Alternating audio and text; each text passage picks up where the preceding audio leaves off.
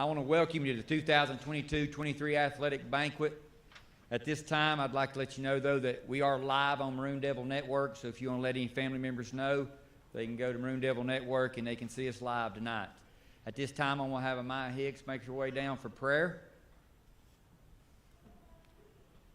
As she's making her way down, we do need to remember some folks in prayer. We've had some people who are pretty close to the athletic department of this school who have had some big losses in their life with family members. We have some that are battling sickness in ICU. We also have Coach Dietz, who is in ICU, one of our leaders who was here years ago, who helped set this foundation, and we just need to remember them in prayer as we go to prayer. Amaya Hicks.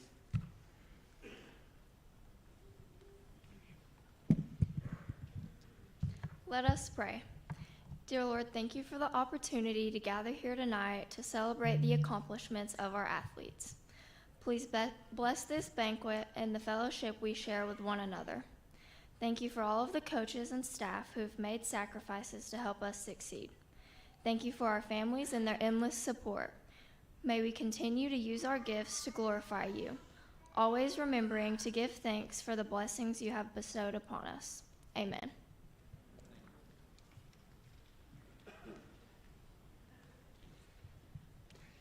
At this time, I would like to recognize our distinguished guest. Please stand to be recognized, and please hold your applause till all names are called. Swain High School Administration, please stand. Central Office Staff. Swain County School Board. Swain County Commissioners. EBCI government officials.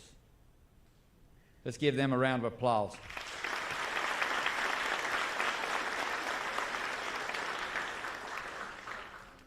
In an effort to save time in our coaches' presentations, I'd like to extend several thank yous on behalf of the entire coaching staff. Again, please hold your applause until all names are called. Swain County High School administrators, counselors, and administrative assistants. Our custodial maintenance staff. Swain County School Bus Garage. Booster Club, Mark and Christine Hawkins. Parents who helped in the concession stand. Swain Pride, Matt Pegg. Coach Toby Burrow for getting all our athletes out on social media and helping with all the certificates for tonight. His wife Sharon Burrow for all she helps us with in the press box and during softball season. Gary Ayers, the chain gang on football Friday night, Thursday night. Sherry Wright, Joe Holt and the Maroon Devil Network. The scorekeepers, the clock keepers, and the paint crew, who does all the painting for the soccer and the football games. At this time, let's give those folks a round of applause.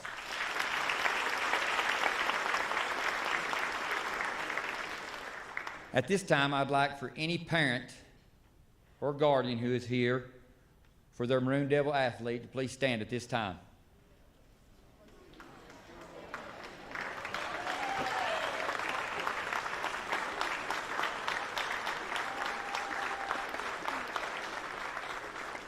Athletes, coaches, without these parents, we couldn't do what we do here at Swain. Thank you for all your sacrifices and getting your kids where they need to be and all your help to all our programs. Thank you. Athletes, please stand.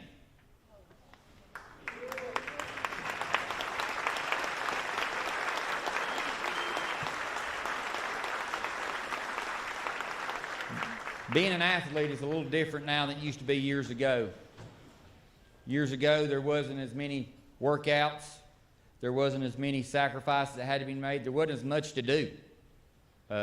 Really, all you had to do here when you came to school at Swain years ago was play sports. Now we have all these other options that people can do, so it becomes more of a sacrifice for what you do. And I just want to say thank you for your sacrifice for Swain County High School athletics. Thank you.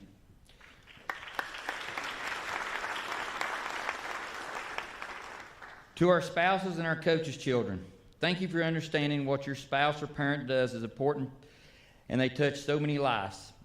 I know at the time it's not easy with the time they're away from home, the ball games and family time they miss, and all the negative talk you get to listen to in the stands. Thank you for understanding, for letting them coach and be with our athletes. Thank you.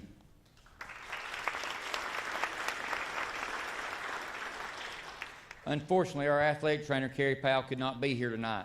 She is in Hickory. But without her, we wouldn't be where we're at. She spends countless hours here, sometimes up through the night, 3, 4, 5 in the morning, just recently working on physicals. She puts countless hours in for these athletes, and without her, we are nowhere near where we're at, and she gets our athletes back as soon as they can. Carrie, if you're listening, thank you very much.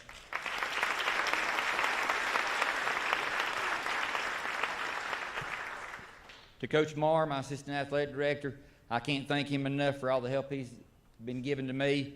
It makes this job a whole lot easier. Thank you, Coach Marr.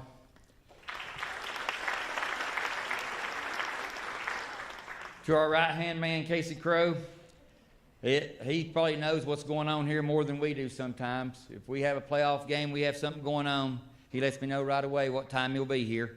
And if you give him a job, it's going to be taken care of. He is very dependable, and he makes our life easy sometimes. Thank you, Casey.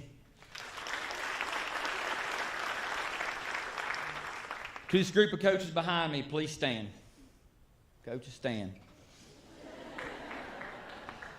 I want to take this opportunity, first of all, to thank you for all your hard work and dedication. Thank you for spending hours of your time working with our kids. Thank you for showing up every single practice and game. Thank you for working as hard as possibly can to make our facilities the best. Thank you for driving all those miles on those buses to get us to the games, and home safely. Thank you for staying after the games to clean up our facility and making sure our equipment is put away. So to all the coaches, I say thank you. Thank you for giving everything you have to make our kids' sports better, and even more importantly, for helping make these kids a better people. I would like to extend a special thank you to all the coaches who go above and beyond, to ones who come out and help, cheer on, and do whatever we need to do when it is even your sport or your season. Thank you, coaches.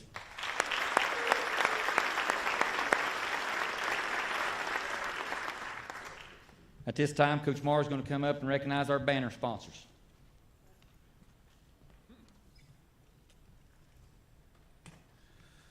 So banner sponsorships are a big deal here for us. It's a good fundraising opportunity for our athletic program. We wound up with about 26 this year, ranging from anywhere to the top of the line all the way to the bottom, but it all adds up for us. So at this time, if you hear your business mentioned and you want to stand real quick, we'll recognize you guys and sincerely thank you. Bryson City Cabin Rentals, High Creek Earthworks, Swain Community Hospital, Better Homes and Gardens, WNC Defense, Ward Plumbing, Heating, Air, Smith Company and Accountants, North Carolina Farm Bureau, Mountain Blessing Cabin Rentals, RE Max Awanasa Realty, K&B Lawn Care, Great Smoky Mountains Railroad, IGA, Old North Rentals, First Citizens Bank and Trust, Appalachian Real Estate, Edwards and Jones, Bowman Construction, Crisp Funeral Home, Farley Insurance, United Community Bank, Bryson City Pharmacy, Bryson City Tire, Southwestern Community College, and Mr. Earl Vaughn. Thank you guys so much.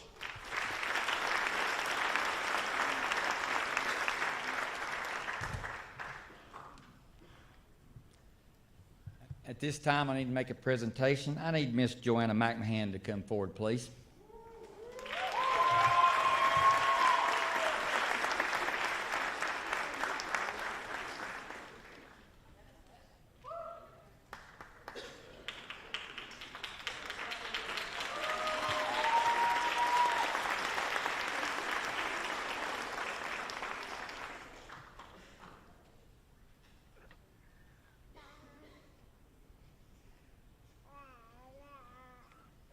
Come right here.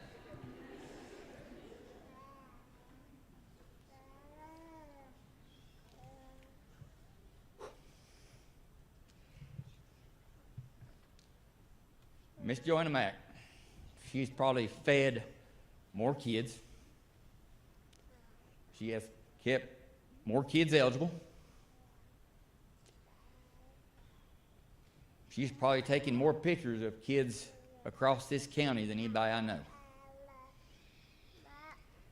She has definitely been a blessing to our program.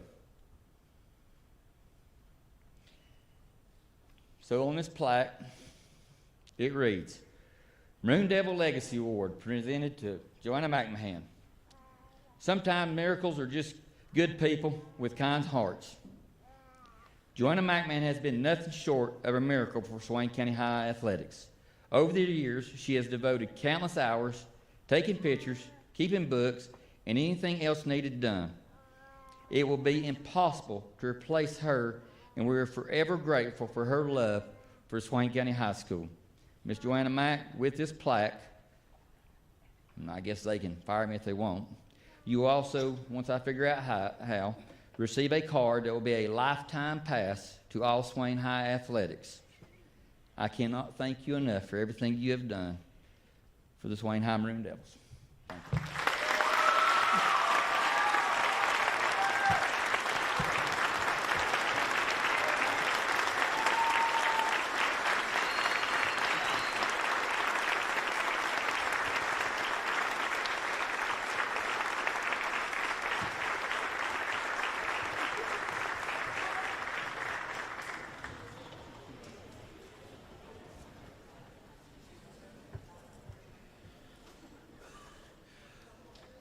So do any of you guys ever have like a really good friend and you do a task together, and when you do that task, that friend tends to want to be the one that has everything planned out from A to B to C, exactly how it's going to go. It may even go that way for year after year, but all of a sudden you're the person that says, you know what, I'm going to throw a little wrench in this thing this year. Well, I've done that to somebody tonight. Come on out here. It's your turn. I couldn't tell him what I was going to do because he would have told me no. He doesn't like recognition, never has. But I think something that's happened with him this year deserves recognition.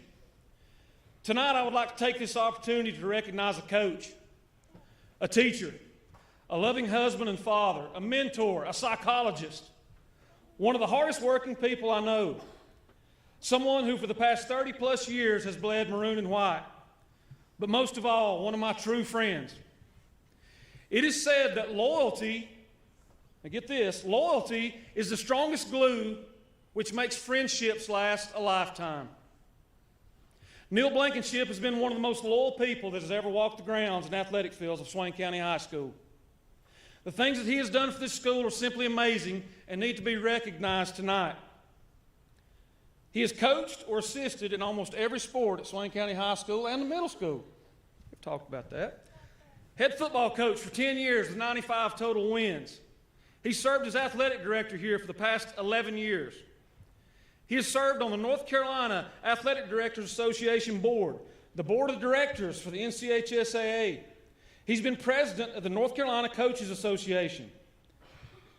He's been a member and also an officer of the North Carolina Football Coaches Association. He's been a member of the Southwestern Officials Association. He's a certified athletic administrator and a level 3 coach. He was awarded the Gerald McGee Award of Excellence in 2022 and the NIAAA State Award of Merit in 2021. He was the Charlie Adams Distinguished Service Award for Region 8 in 2020. He was the Region 8 Athletic Director of the Year in 2016. But this year was a big deal.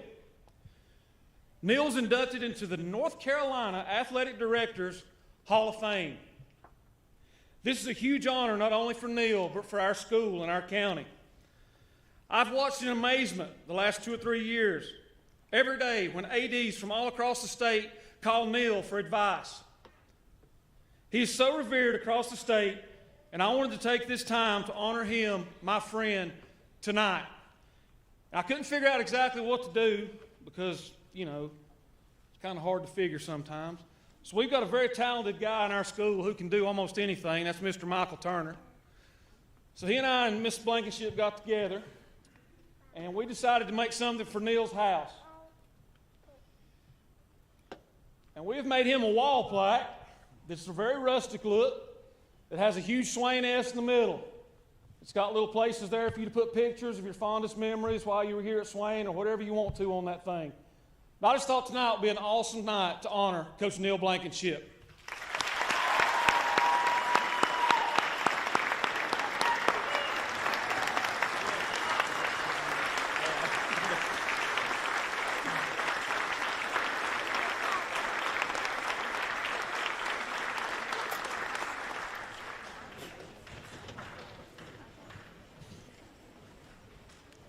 Thank you.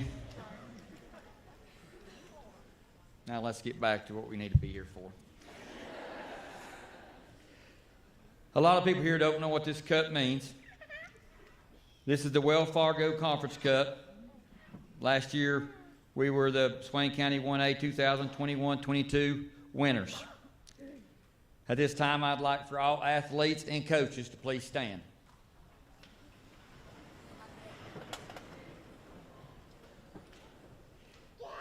Every year, every conference across the state recognizes the school that has the best overall sports program in their conference.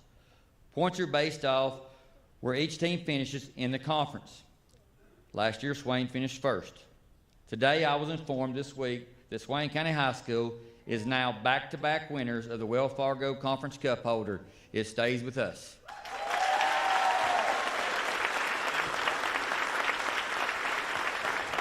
Thank you. Thank you. All right, we're going to get started with our awards program. At this time, Special Olympics. Ms. Hope.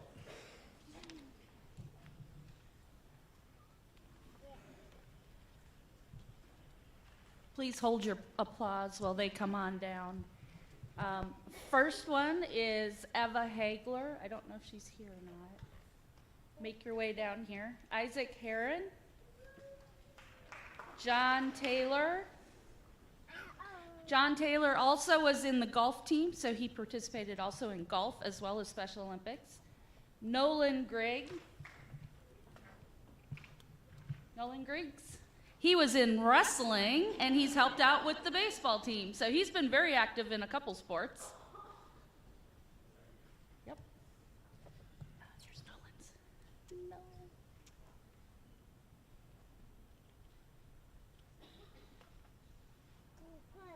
And Josiah Bjorkness. Josiah has been on the track team for a few years, and he is running like the wind all the time. He is so fast. And he's also in drama, by the way. He does both, so he's a busy boy.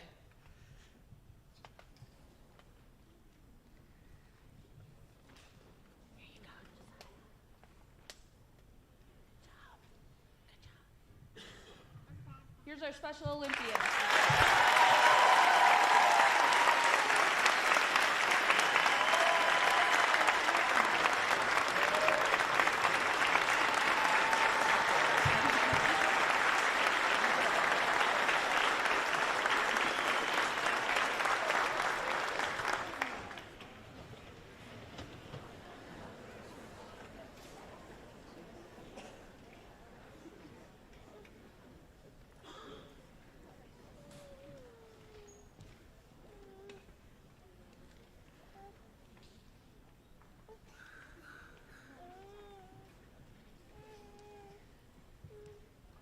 JV and Varsity Volleyball.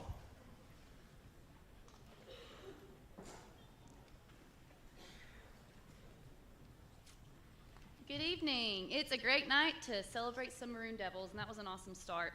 Before we hand out some of these awards, I want to thank a few people on the behalf of our volleyball program.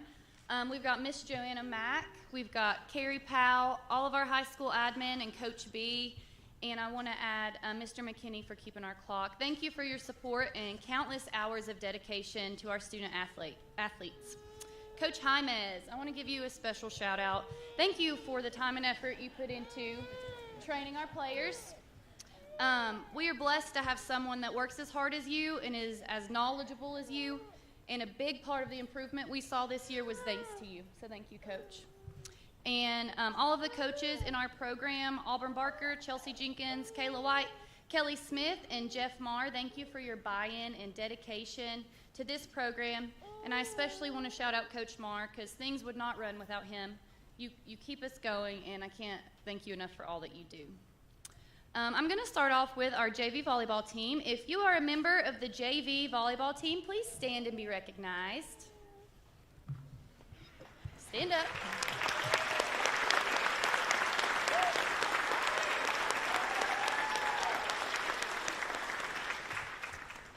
This group of girls, they're a special group. They work incredibly hard and they bring in a good attitude. about 9 out of 10 days. We'll get to 10 out of 10 this year. We saw so much improvement, and we really enjoyed every moment. And this is just such a great group, and it was going to be impossible for us to only pick one award to hand out.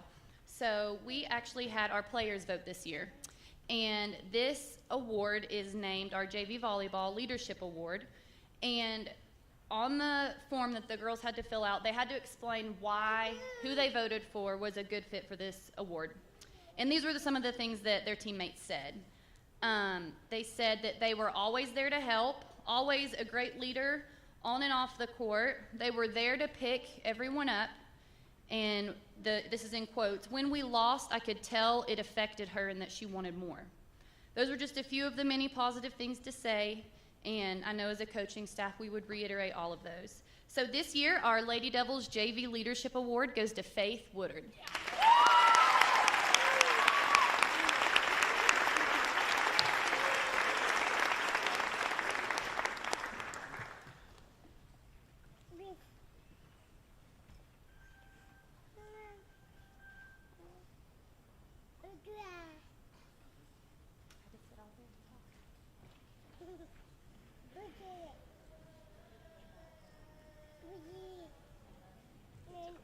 Thanks, Faith.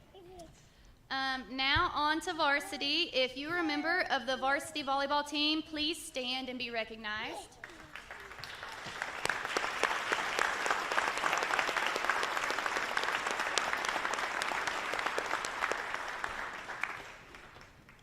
Our varsity team this year was able to achieve some tremendous growth.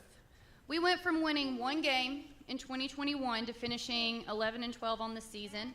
It's not where we wanted to be, but in this school system we recognize growth, and that's some serious growth, and we were really proud of them. We were able to upset Murphy, the 1 seed, when we played them at home in 5 sets. And we were able to beat Hayesville in the conference tournament, and they were actually a higher seed, and we were able to advance to round 2. So that's just awesome to see. And as a coaching staff, we have to note the improvement in resiliency, dedication, and hard work that this group brought. And we couldn't be happier to be their coaches. This year, we were able to have 2 all-conference selections. Both of these players were incredibly deserving of this honor. We are so proud of them. So please join me in congratulating Kirsten Smith and Gracie Sutton.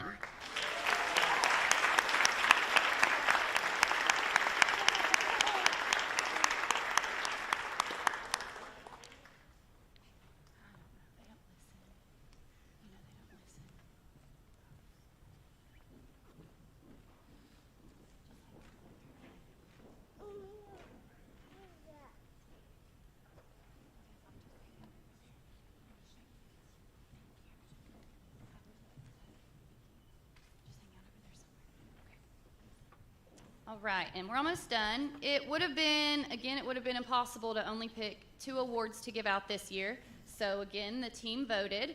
And our first award is the Varsity Volleyball Leadership Award. And some things that were said about this player from their teammates. She constantly helped and encouraged and always made me feel welcome. She was super supportive and a team player on and off the court. I know that the growth we saw out of this young lady throughout the course of her career has been amazing. From her freshman year to now, it's apparent that she refused to stay where she was, and she was always continuing to grow. Each day she put in the work to be a better player, and more importantly, a better leader. So I hope I get to see a smile as she walks down to get this. The Varsity Volleyball Leadership Award goes to Miss Maddie Spates.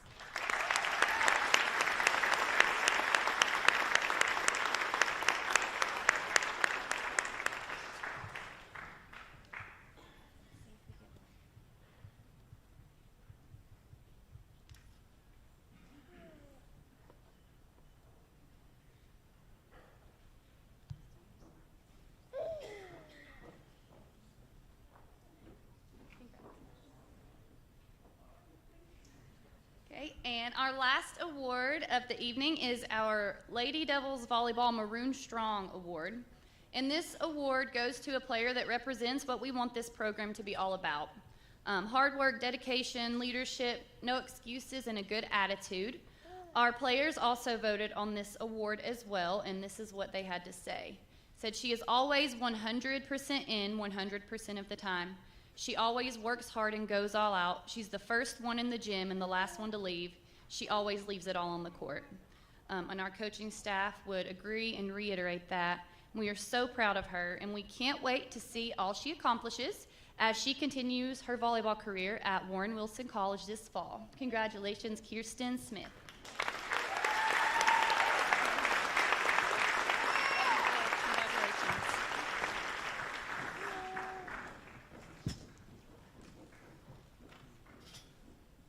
Boys soccer, Coach Scott Klein.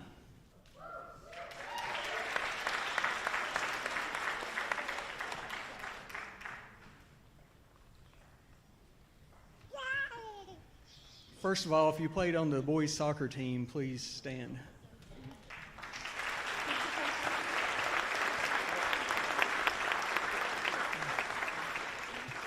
We really enjoyed coaching this great group of young men. It was a great season throughout. We overcame a lot of adversity throughout the season. First of all, I want to thank Coach Driver and Coach Kendall for helping coach the team this season. The team came a long ways because of your help throughout the season. And also, congratulations to Coach Kendall for being named Assistant Coach of the Year for our region. So congrats to Kendall on that. I know Kendall, she'll do a great job of taking over the team as a head coach in the fall, so she'll do a great job with that. Thanks to our team managers who helped throughout the season, and thanks to Carrie for helping out with injuries for both teams, and Miss Mack for taking pictures throughout the season. We truly appreciate you guys.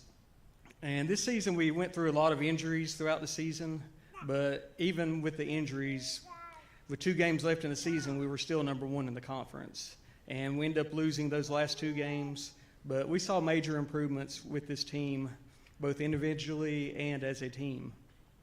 Really quick, I want to recognize the players of the game. If you guys will just stand up.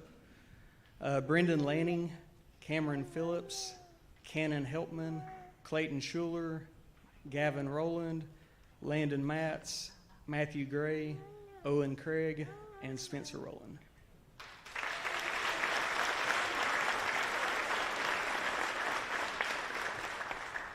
This year for the Swain Awards, we went with the 2 most improved awards. This first player is a player who came over to soccer for the first time this year. And he's like a little fireball out there on the field. He's always giving it his all. And we saw such major improvement with him this year. And this player is Evan Hall.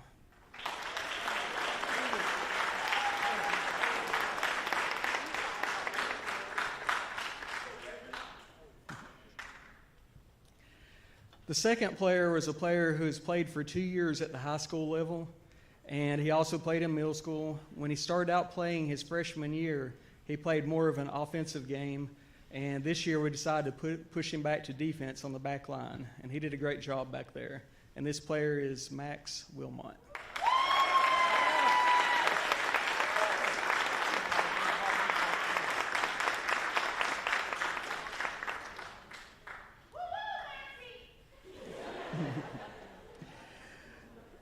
Next, I want to recognize the players that got awards from the Smoky Mountain Conference. The first player that was selected by the coaches for honorable mention in the conference, he was a player that really stepped it up on defense this year, and this player is Spencer Rowland. Spencer wasn't able to be here tonight, but we wanted to recognize him. The next player who was recognized for conference honorable mention was a player who helped us out on the offensive side. He had a total of 8 goals and 11 assists, and this player is Clayton Schuler.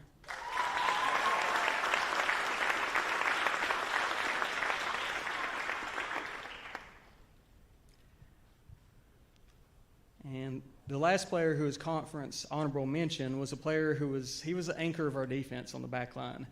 And he's come such a long way over his 4 years of high school. He has some great dance moves out on the field. This player is Cannon Helpman.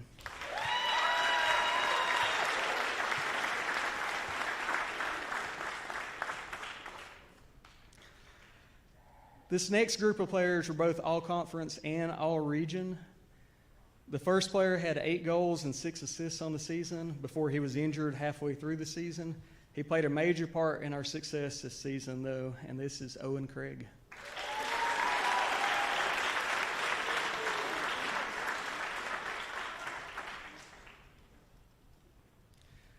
The next player for all conference and all region was a player who had a total of 295 saves in goal. He finished second in the state at the 1A level in saves, and he's going on to play soccer in college. This player is Cameron Phillips.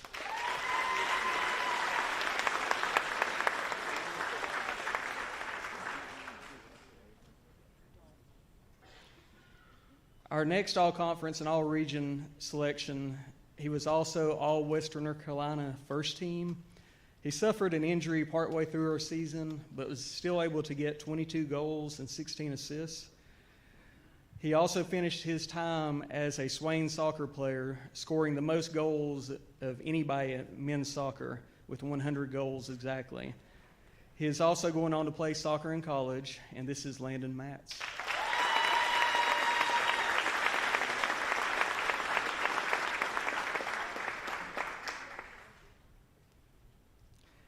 And then our last all-conference and all-region player was he was all-Western North Carolina third team. He was conference player of the year. He was region player of the year. And he was also all-state. He had 29 goals on the season and 16 assists. This is Matthew Gray.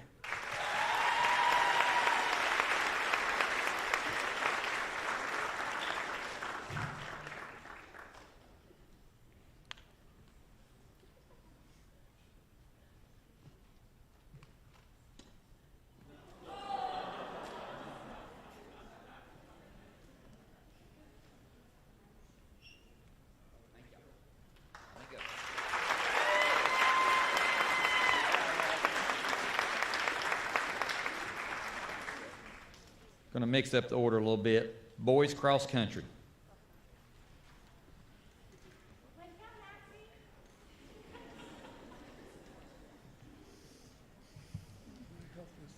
The boys cross country.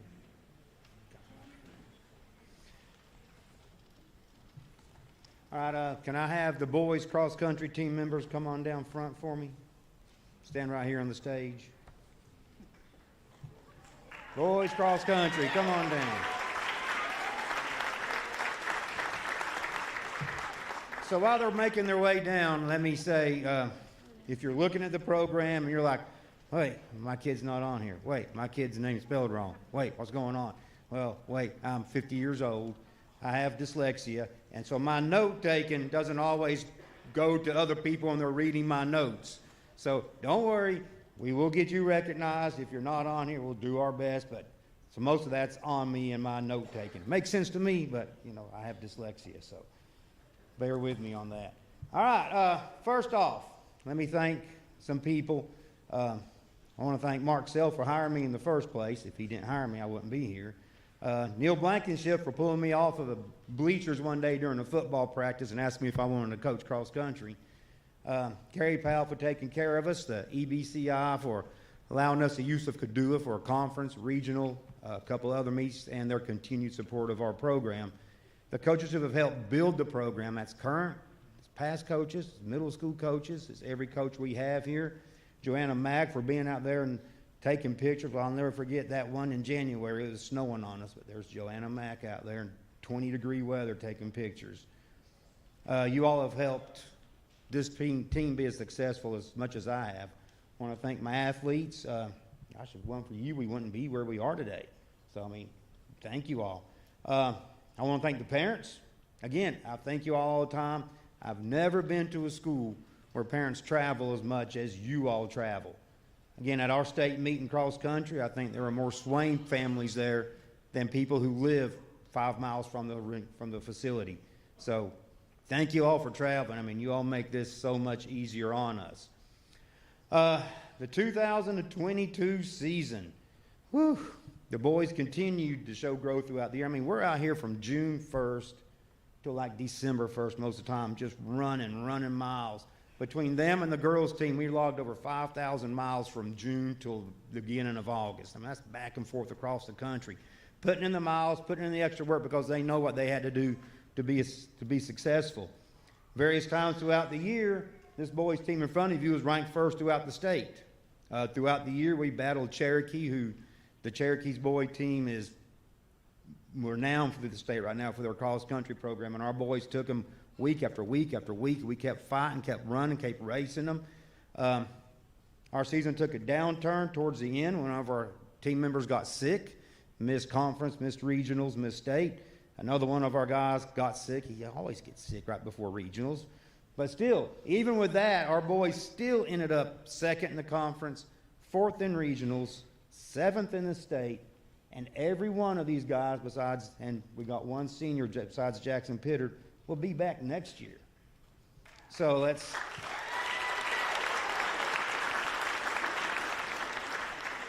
So what the state does when you make it to the state, they hand out these cool little certificates for our guys, and like to give these to our guys while they're up here. So this is Carl Bard. He was a state participant. Nathan Brown. Abhi Patel. Corey Wolf. Kane Jones. Jackson Pittard. Connor Lambert. Other team members up here, we got Connor Brown and we got Kel Stevenson, so give them a hand on that. So we also have two awards, and unlike a lot of the other ball sports, mine's kind of easy. You know, we look at, well, who scored in cross country, who scored the least amount of points, who scored higher on our team than anybody else. So this is one of those that we can look at, top performer all year long. And I remember this guy coming up his freshman year. He'd come to cross country. He couldn't even keep up with his old coach. But every day, he ran as long and as hard as he could with me. And finally, he'd start falling back. I'm like, that boy has got to learn pace. He's got to learn how to pace. And I'm still saying that. But midway through the season, I'm like, what's he doing way ahead of me? What's going on here? And I was like, well, I'm running fast. Why's he getting so fast? And that's what he did. He just kept working and working and working. And I couldn't keep up with him. And now most of the people in the state can't keep up with him. He was our only all-conference runner this year, so our MVP is Kane Jones.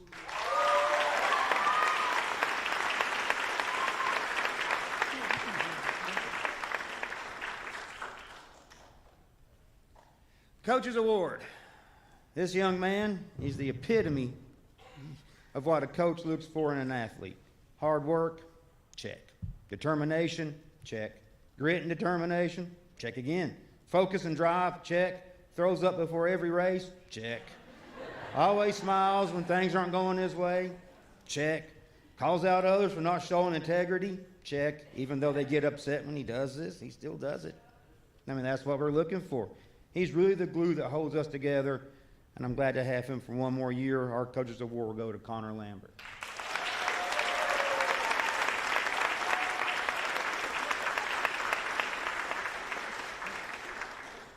And we have this all-conference patch to go to Kane. All-conference in my sports, they get medals at their conference race, so they don't get trophies they hand out later. They get theirs while they're there. So our boys 2022 cross-country team, congratulations.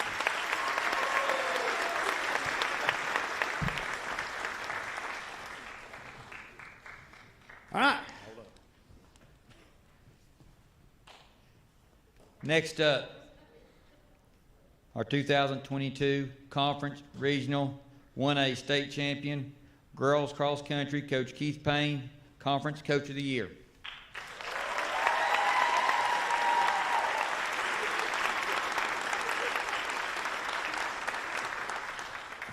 All right, if you're a member of our 2022 state championship team, all-conference team, regional championship team, if you're part of our team, come on down up front.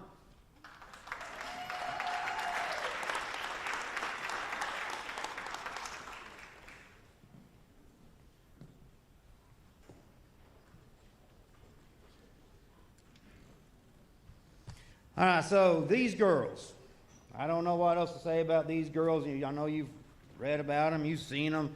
Again, they're pounding those trails at Deep Creek. Story of our season started off with a shock. The #1 runner in the state championships, state champion, tore a knee up in basketball. That's what we do in Swain County. We've got to play multiple sports. We can't ask our kids not to. That's what she was doing. She wasn't doing anything wrong. She's making herself better, making the school better, making the teams better. But we're like, oh, no. How bad is she hurt? Then I got, oh, torn ACL. I'm like, oh, no. And she had surgery. I'm like, oh, no. I had coaches across the state calling me like, sorry, coach. I'm sorry for your loss. All from the guy. I'm like, I'll show you. And not only in that, but our team took that on as a gauntlet. That chip went on their shoulder. And from then on, these girls were like, we'll show you what we can do. And this team absolutely dominated. Let me tell you how much they dominated. In our conference, our 1 through 7 runners all made all conference, all made honorable mention. All were in the top 8. That's 1 through 7. Our 8 through 15 girls would have placed second in our conference. They would have beat every other team in our conference. That's how good we were. And it was very tough to sit here and say, what 7 girls are going to run conference? Because they all were so good, and they just fed off each other, and they fed off our leadership from Amaya and Gracie. They fed off their leadership. It's like, we'll show you.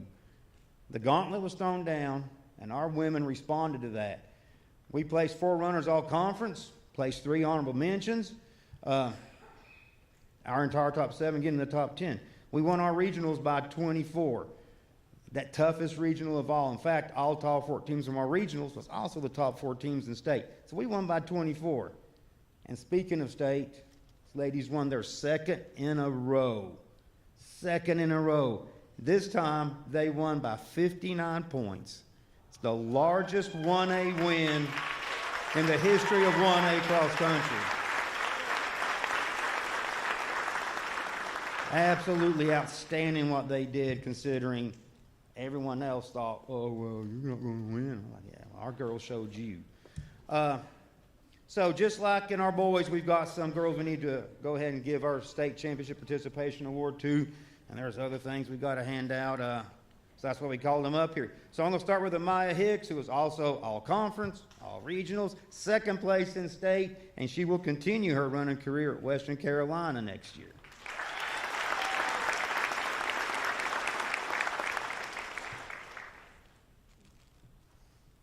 There's your patches.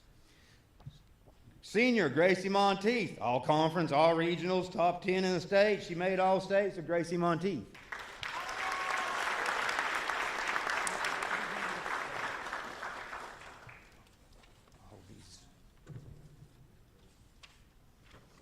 Again, there's all kinds of stuff we got to hand out here. So this is Gracie's all-conference certificate. All right, so let's go to Lily Bjorkness. She was our alternate there at state. She overcame again another sickness to be with us there. Sienna Hackshaw. She is all-conference honorable mention. Right there on top. Lila Foster. I don't have this written down. Where's Lila Foster? Lila Foster, she came out last year as a freshman, and we're like, well, you know, you don't have to do very well this year. I need you to train and get better. And she said, okay, I'll train and get better. This year, throughout the state, throughout the entire state, don't go anywhere, Lila, I got something else for you. She was the 5th highest gain across 1A through 4A as far as where she was last year to where she got this year. Big shout out to Lila for making that accomplishment.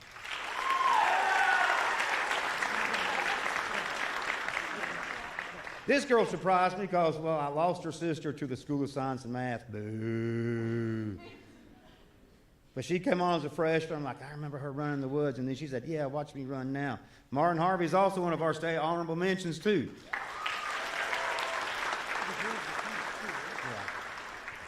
All right. This girl's a freshman, but she also ran the state. She was 3rd in the state. She's all conference. She's all regionals. She's Annie Lewis. It's another one of our freshmen who went and ran state. Now, if you're counting, that's 3 freshmen we had running at our state meet. Angel O'Malley, also all conference. All right, so while we're still trying to sort out all these awards up here, I'm trying to move quick. Coaches here handing out these certificates. MVP. So they told me, he said, you can only give out 2 awards. I'm like, oh, before I go on, see, I'm getting past myself. Let's recognize the rest of the ladies we have up here. Katie Simons, Lauren Linton, Lindley Wyatt, J.C. Parsons, Arizona Blankenship, Sarah Cutshaw, Audrey Monteith, and Marley Hicks. So they're all part of our team. And I tell you, when I had to cut to 7, we went to a meet down in Kernersville with our top 10. I was like, this is what it's coming down to, ladies. We've known all year we can only take 7. And it came down to that race. And I think that's one reason these girls did so well this year, is because they constantly competed against each other. Like the best in the state they get to race against. So if you're out there thinking, I don't know what I want to do next year, come race with us. So, again, Coach Blankenship says, I need 2 awards. I'm like, 2 awards, Coach? Well, we're a state championship team. Certainly we need more than 2. He says, nope, we do 2 awards here at Swain. I'm telling you, it's more difficult, Swain, to win an award than it is to win a state title. So if you win an award here, by golly, you've done something great. So, whew, it's tough. MVP. Again, this goes to routinely our best runner. And, and it's easy to say, who's our lowest scorer in total? There's no, I don't have to worry about it. I got it. But this year it added value. This is the first full year this person has run for our cross-country team. Routinely, she had also done volleyball, and she did travel basketball. She does a lot. And I honestly didn't know what to expect from her because she was a mid-distance runner. And now, sometimes you make that leap from 400s, 800s, 200s to 3 miles, 4 miles, 5 miles is very difficult. However, she grabbed, and I said this on purpose, the devil by the horns, and she never let go. She led us in every race and every practice. She helped control the nerves and brought our younger girls along with her. She was second in the conference. She was second in the regionals. She was second in state. Our MVP goes to Amaya Hicks.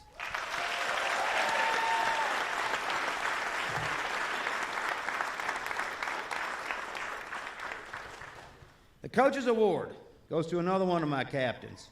She's been with me all 4 years, and I've said this over and over. But again, this young lady, I can't tell you how much she means to me. One, and I don't know if you all have heard this, she was one of the first people we met here. One of the first people that welcomed my son. One of the first people that gave my son that friend group he has, which helped, again, because I'm being a little selfish here, helped my son find his footing here. So I can't tell you how much her and her family means to me. But she was also, her sophomore year, the conference runner of the year. She's ran at state all 4 years. Very few people can say that.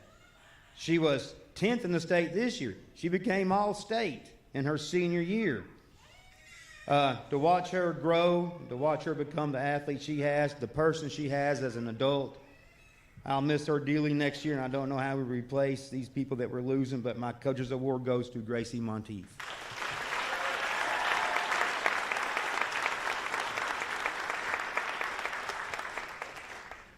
All right, so if I find something laying up here that goes to one of you, I'm sorry, I'll find it. You can get it to you. But this is your defending 2-time state champion 1A cross-country team.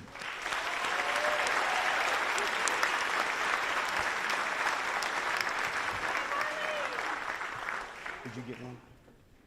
Did you get one? All right, thank you. You get that. You're all conference, Annie Lewis.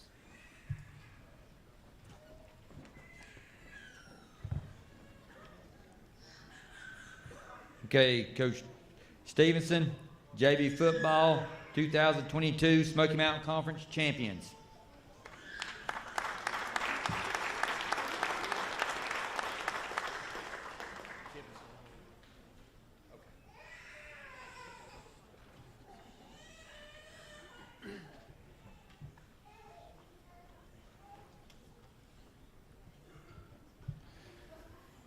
All the JV football players, please stand up. Let's go, guys. Stand up.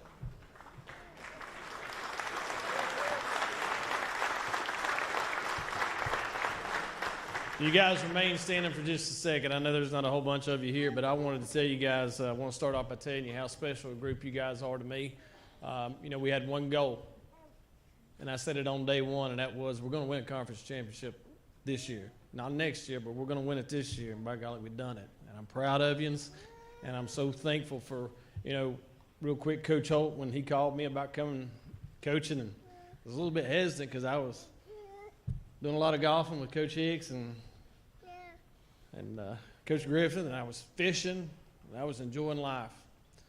Man, I'll be honest with you, when I came back, I was tickled to death to be able to work with such a great, solid group of young men like you guys. I'm thankful for the coaching staff, all you parents out there that supported these kids, fed them every week. They never hurt for food, as you can tell. A lot of them are very healthy. So I'm very thankful for those guys.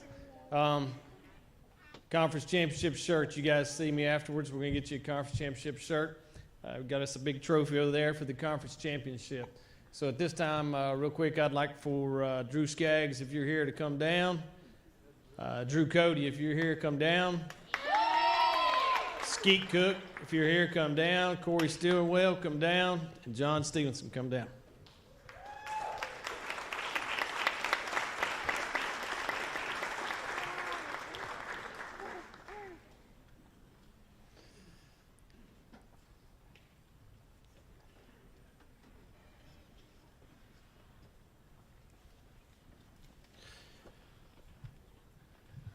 Man, you guys have grown since fall, I'm telling you. Good, Coach. So we got one award. When you win a conference championship, it's hard. It's very difficult to pick out one individual. All these 5 right here are very worthy of it, along with everybody else. I mean, it was just a team effort. But I went around to the coaching staff and I was like, guys, we got one award. What are we thinking? Every one of these names kept coming up. And I said, guys, we got to have one. So I went back, and I've been watching a lot of film lately from last year. It's just amazing how much all these guys have improved over the season. But these 5 guys standing right here in front of us, they were our leaders. They're at practice every day, and as I was watching that film, they stood out every single play. 1 of them, 2 of them, 3 of them, they were in on it, and they were making plays for us. So I just couldn't do it, boys. You guys are a special group of guys. I can't wait to see what all you guys do in the future. I'm looking for a state championship because we're coming. We're coming back, okay? We're coming. So I decided this year we're going to give our award to our whole team. This is a team effort, and that's the way it's going to go. But these guys were our captains. They were our leaders. So we want to give you guys that plaque there for a minute. I want that plaque back. It is going into the field house, and we're going to put it on Coach Holtz in his office, and he's going to be sitting there looking at that every day and expecting you guys to do big things down the road. So our award this year goes to our team. Thank you, guys.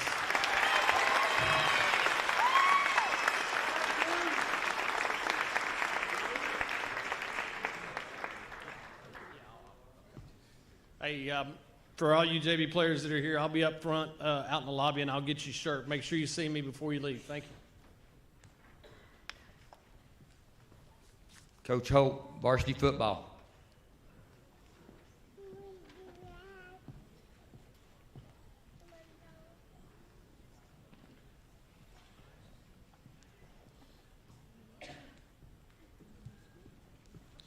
Good evening. Hope everybody's doing good.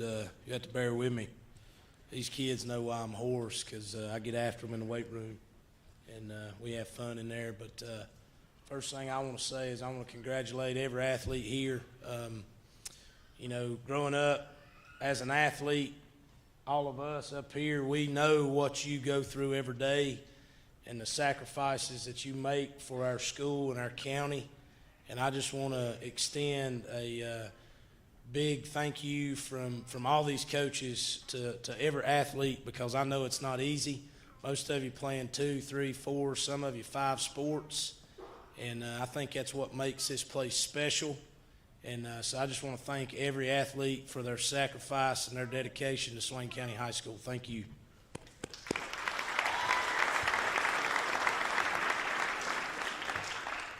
All right, if you were a member of our varsity football team this past fall, please stand.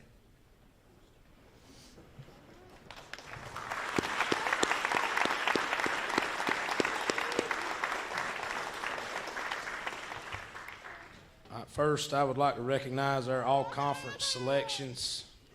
We had 4. First up, Nathan Bogdanovich.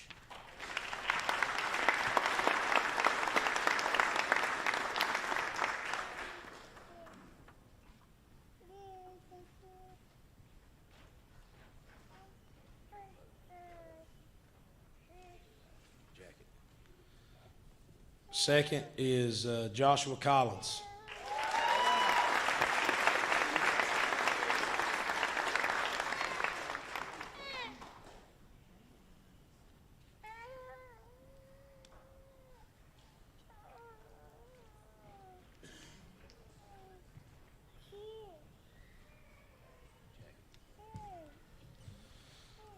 Next up, Josiah Gillespie.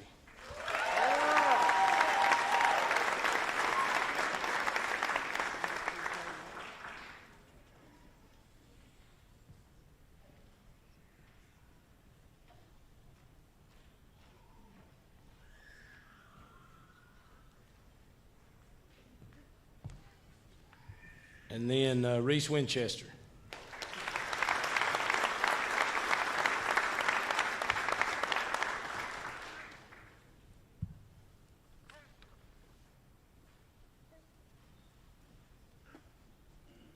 Coach Payne was talking about how hard it was to win an award at Swain County. You should pick all conference.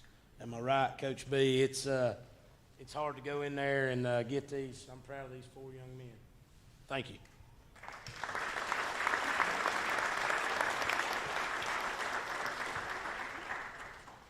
All right, next, Coach B come to me and said, what do you want to do for an award? And we already had our football banquet just because I think it is big to take time to, celebrate those achievements. And I wanted to save time tonight, but we're going to recognize 3 individuals that were not chosen by our coaches. I think it's the highest honor to be chosen by your team. And our captains were voted on by our football players this year at the end of fall camp. We stayed up here for about 4 days.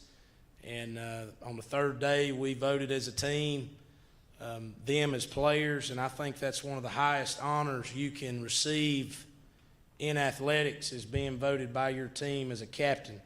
So at this time, I would like to recognize Mr. Josh Collins.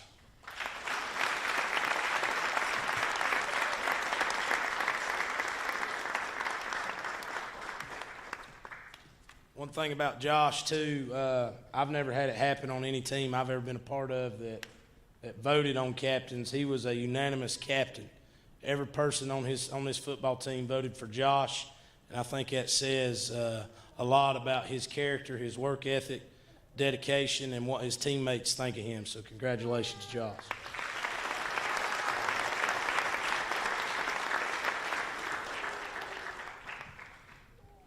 Next, I would like to recognize Mr. Austin Jenkins.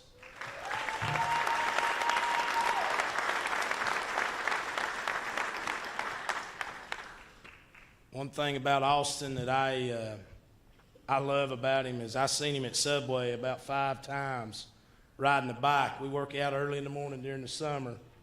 One day it was raining, and he's riding that bike to practice. So I think that's one of the reasons why his teammates voted him a captain.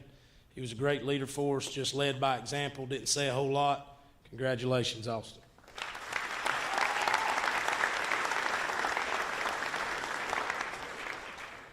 And then last but not least, Mr. Blake Sane.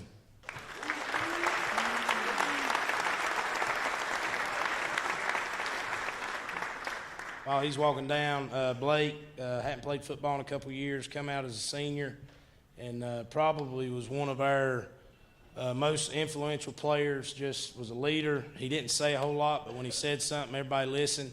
He was a solid football player for us, and great young man. I got 2 sons, and if they turn out to be like Blake, I'll be happy because he's a real good young man. His mom and daddy should be real proud. Congratulations, Blake.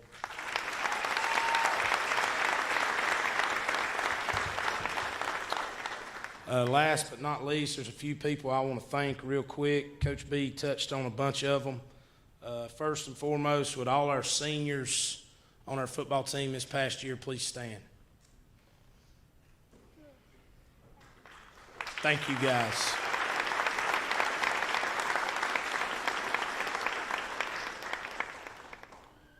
I won't read every name on the list, but every church that fed us a pregame meal, we appreciate all you do. Churches are a big influence on our kids. Made sure our kids had pregame meal for all our football games, and our kids look forward to that, so we thank all those churches.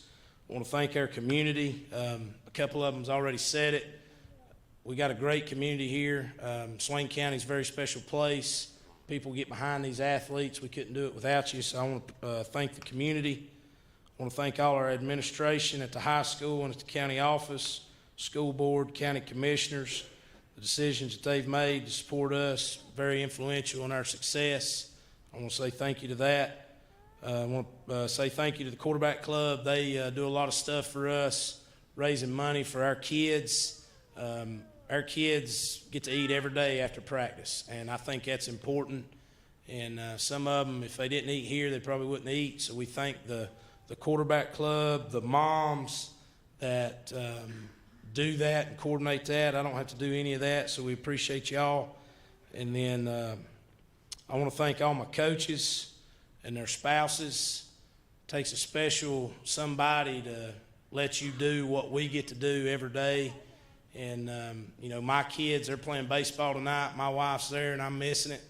And she knows that she's a real big part. I just want to thank my wife because this is not her dream. It's my dream. And I'm just glad that she's supportive. And she means a lot to me, and I love her. I love my kids. Last but not least, I want to thank all these players.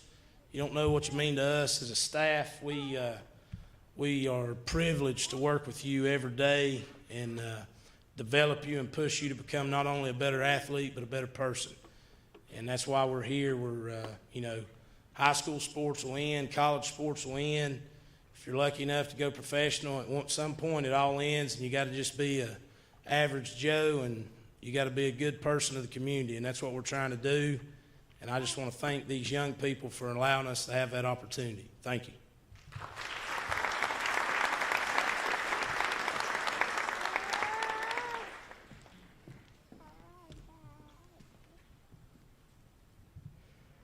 JV football cheer, and basketball cheer, Coach Shaver and Coach McMahon.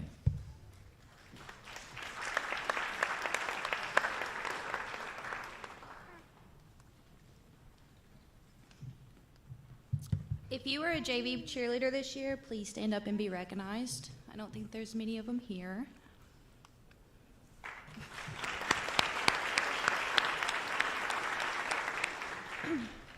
We are lucky enough to have a great group of girls this year who were hardworking, determined, and very sweet. Cassie and I were very proud of all they accomplished this year. This year's JV Cheerleading Award goes to someone who was willing to do what was needed for their team, who always puts the team before themselves, and showed great leadership throughout the year. This year's award goes to Jolie Stevens.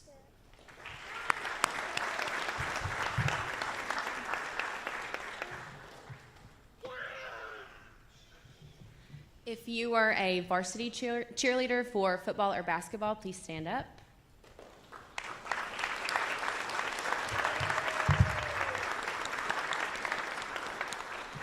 Before I begin, I would like to thank Joanna McMahon and Carrie Powell for everything they do for the cheerleaders. I would like to thank my football bus driver, Brian Thomas, and my basketball bus driver and sometimes cheer coach, even though she would never tell you, Kelly Smith. Thank you, guys. I would also like to thank the anonymous donor who supplied our program with brand new uniforms, multiple sets of brand new palms, signs, and 3 giant flags that you saw at every football and basketball game. Their willingness to give will benefit this program for many years to come.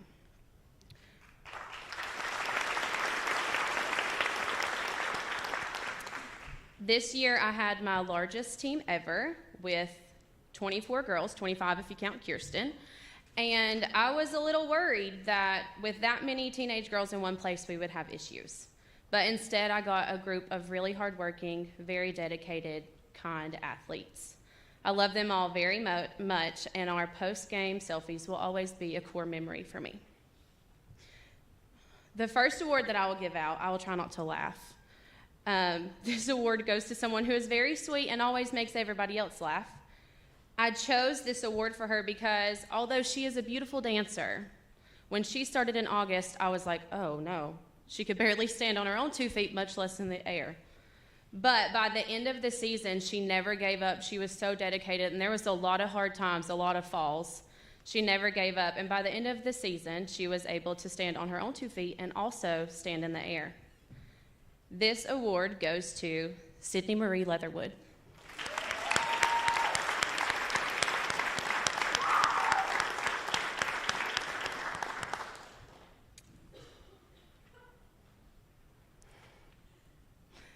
The next 2 awards go to my problem children, and they have been my problem children since 7th grade. These 2 have grown with me. They've never had a different cheerleading coach, and they've seen me on my good days and bad, and they were very supportive of me no matter what. They never gave up on this program, and I can't thank them enough for how dedicated they were.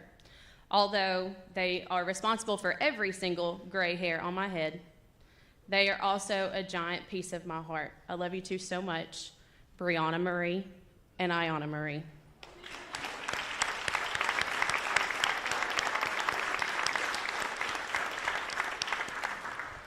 Come get your award, children.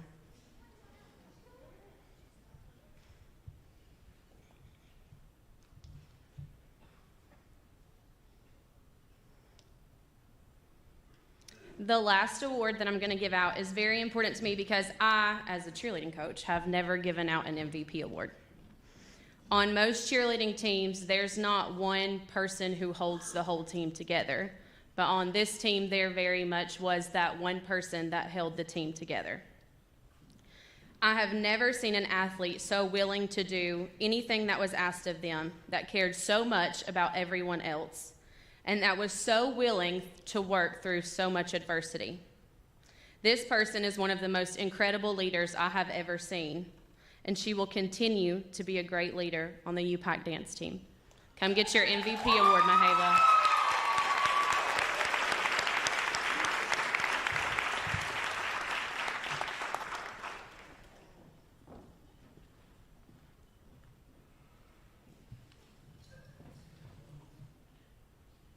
Hold on. I would like to thank these 2. They're stepping away for coaching to be with family and stuff. So I would like to thank them for all their dedication and time they've spent with Swain High Athletics. Thank you.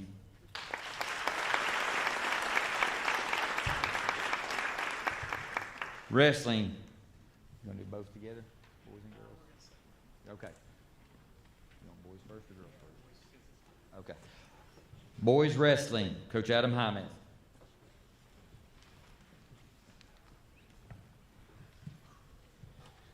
Most of you guys that know me know how much I like this right now. Hello, everyone. If you were a member of the varsity wrestling team, please rise.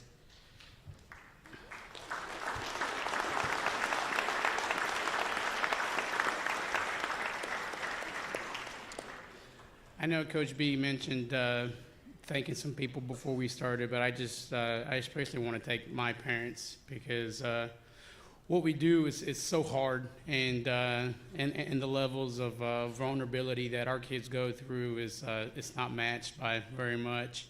And so I appreciate their willingness to trust us with them and the belief that we're going to mold them into the best versions of themselves every day that we can. So thank you to my parents.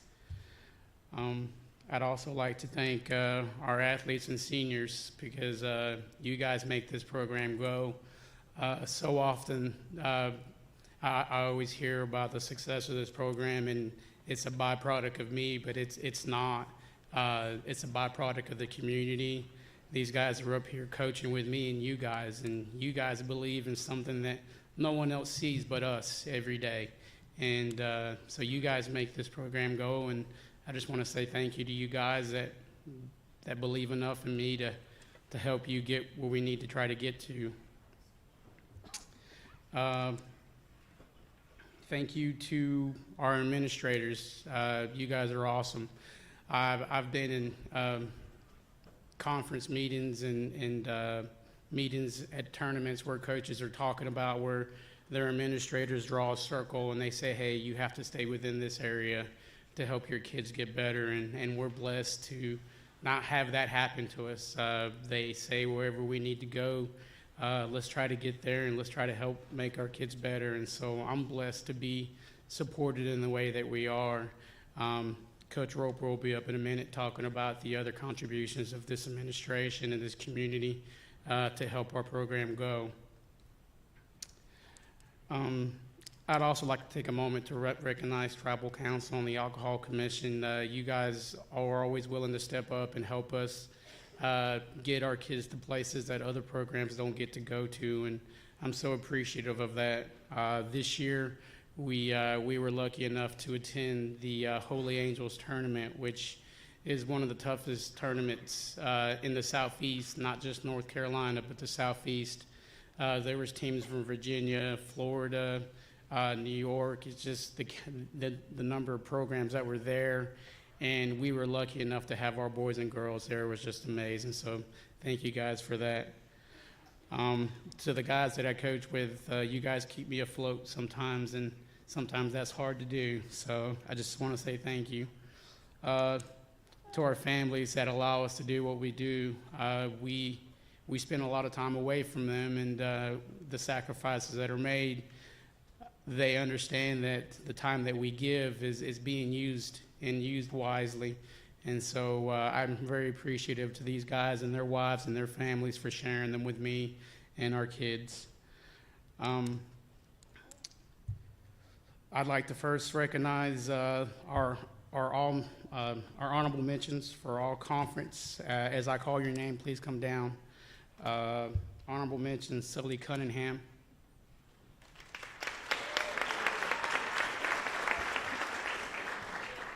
Kel Stevenson.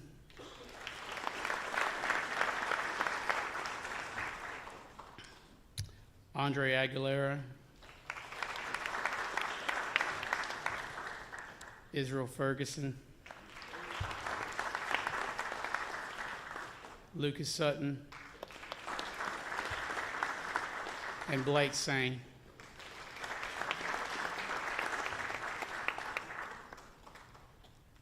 You guys just stay up here. Just stay up here.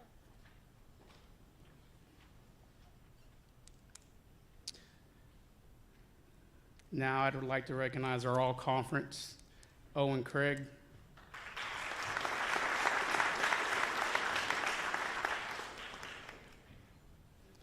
Gabriel Lillard.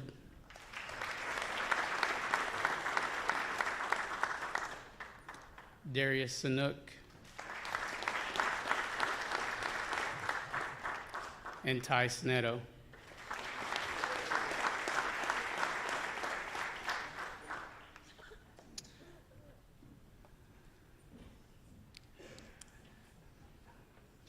Ty Sneto also earned the opportunity to be Smoky Mountain Wrestler, Most Outstanding Wrestler of the tournament, and he was also named Co-Conference Wrestler of the Year in the Smoky Mountain Conference.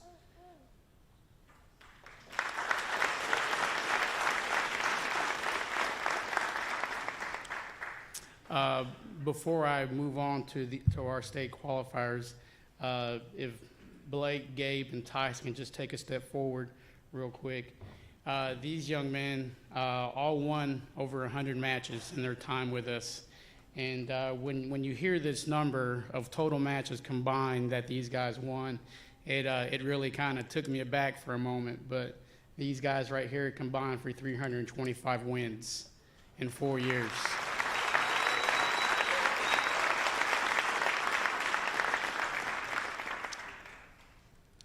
Our state qualifiers this year were Sullivan Cunningham, Kel Stevenson, Owen Craig,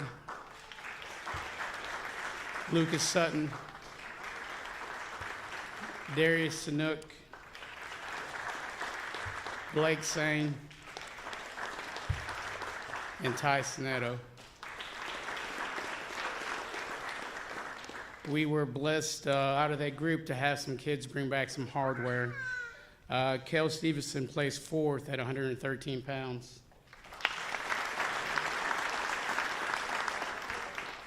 Blake Swain finished fourth at 220. Darius Sanook finished second at 182. And Ty Snetto was your 2023 1A state champion heavyweight.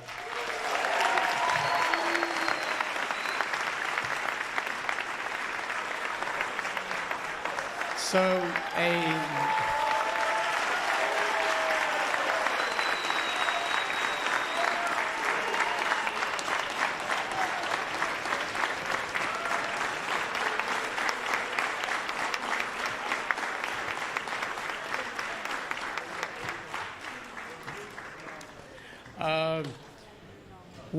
we're very fortunate to be where we are, and I understand that every day. And something that we don't do as a program, we don't really talk about winning the state championship.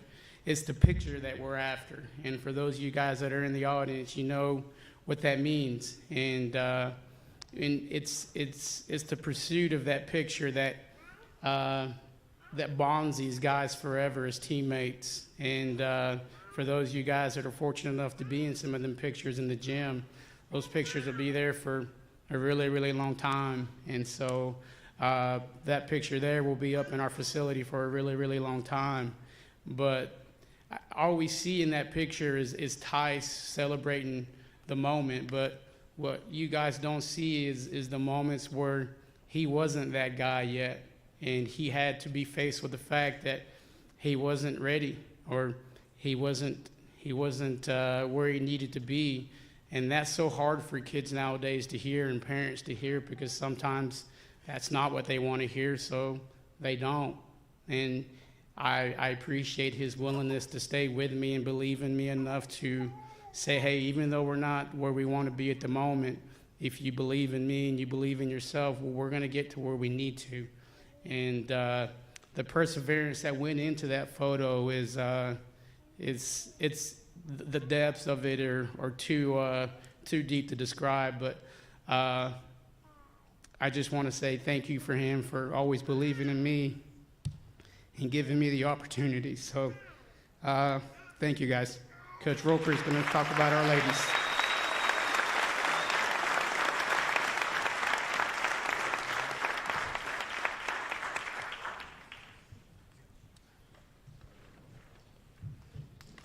All right, Coach Roper, girls wrestling.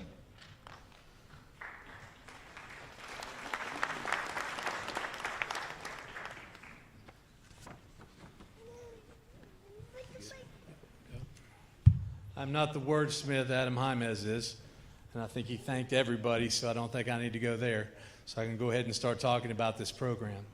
This was our 4th year fielding an all-girls wrestling team who wrestled an all-girls schedule. We were one of the first programs in the state of North Carolina to do that.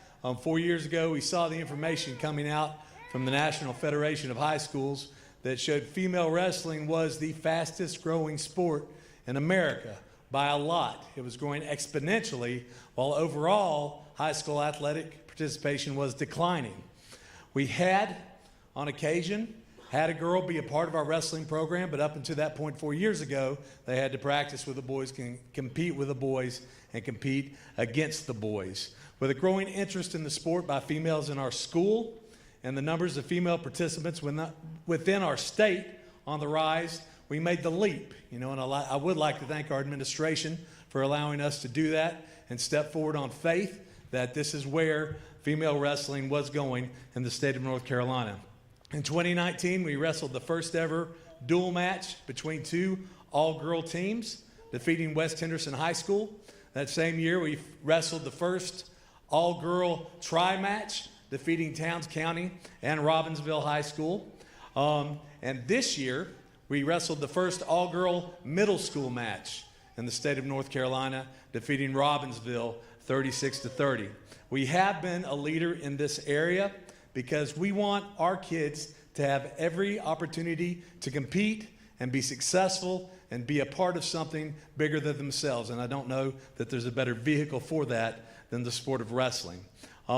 Starting next year, girls wrestling in North Carolina is going to finally be a fully sanctioned official sport for the North Carolina High School Athletic Association. So we are stoked about that. If you are part of our girls wrestling program, I would ask you to stand at this time.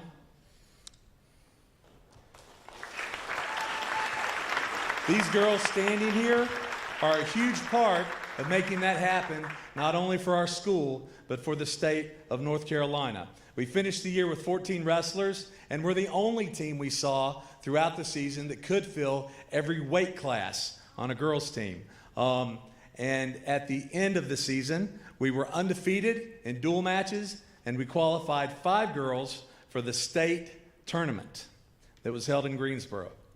This is a remarkable accomplishment to be able to qualify for the state tournament because girls wrestling up to this point and next year is the only sport in the state of North Carolina that is not subdivided. So these girls are not just competing at the Western region against other 1A or even 2A programs, but we're competing against schools that have 6 times our enrollment. And so it is an amazing accomplishment to make it to the state tournament. I would like to recognize the state championship participants at this time. If you could come down as I call your name. Savannah Cunningham.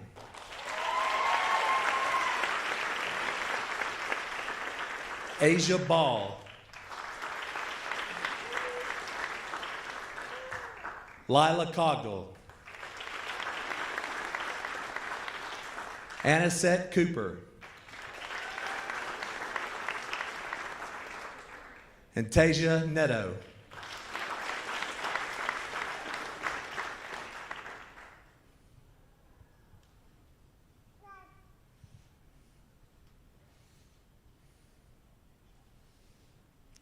And as they're making their way down, Tasia was also the Western Regional Champion.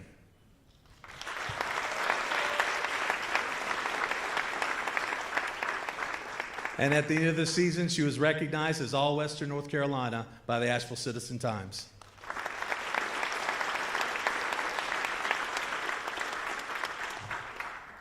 All right. Thank you, ladies.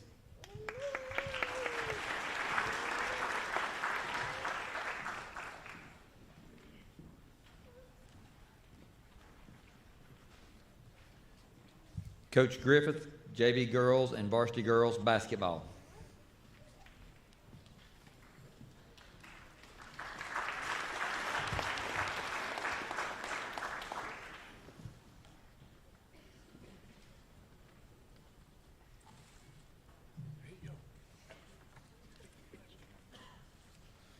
All right, good evening, everyone.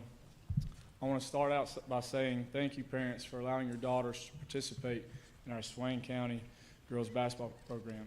And I also want to thank our athletic director and our parents for working the concession stand. We couldn't do it without you. And I also want to thank, most importantly, my wife for allowing me to spend extra time in the gym throughout off season, throughout the summer, and then also be able to chase you girls around, watching volleyball, track, cross country, soccer. It's a pleasure of mine to watch you grow in not just basketball, but every other sport. With the 22-23 JV girls team, please stand up and be recognized.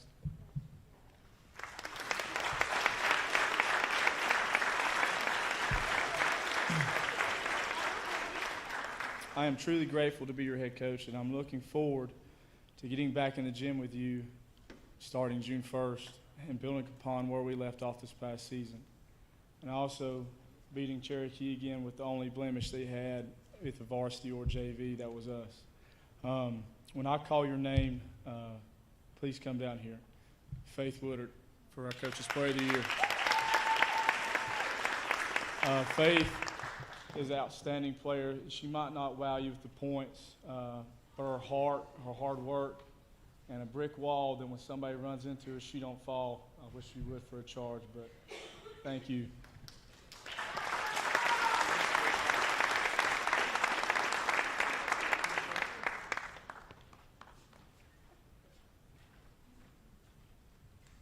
All right, moving on to the varsity girls. Would you please stand up to be recognized?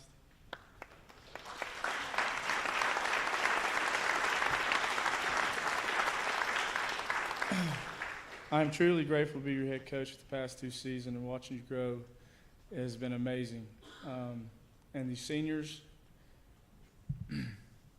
you have continued to help set the foundation of this girls' basketball program, and I'm truly grateful. I am looking forward to watching you grow into the next chapter of your life. And if you never need anything, I'm always a one phone call away. I know you're going to be doing good at Western, Amaya, Warren Wilson, Kirsten. I think Haley's going to Western again, and then Maddie at App State. I will chase you around if y'all decide to play club sports or and the other girls to come watch you somehow. When I call your name, please stand up and be recognized for your award. We'll start with honorable mention, Marley Hicks. Marley, I believe, should have been an all-conference player, but the votes didn't show. She, at times, was one of the best, I think, best players in our conference. She could light it up in a heartbeat, and I promise you, you will see big things from her moving forward, not just next year, but she's going to go to college eventually one day. Congratulations.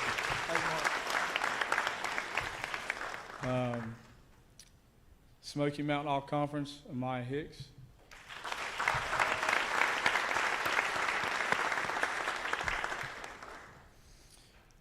Amaya is epitome of a Player of the Year award in All-Conference. She not just does it in basketball, she does it in everything that she does. She gives you 100% of who she is, not just her vocal leadership, but her by example. I think every coach behind me that has a part of her in their program would fully agree. So congratulations, Maya.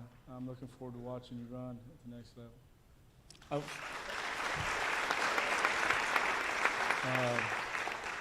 Now, moving into West and Midwest selection, again, Maya, sorry you stayed down here. Maya was also selected for the West and Midwest selection, but she chose to not attend, which is okay. And Madison Spates. Maddie, you were a flamethrower from the corner, and I think everybody from our team, every time we shoot a three from the corner, it's always corner three in practice or in a game. And the remainder of the time I've coached, I will always know when somebody hits a three from the corner, that's going to be from Maddie Spates.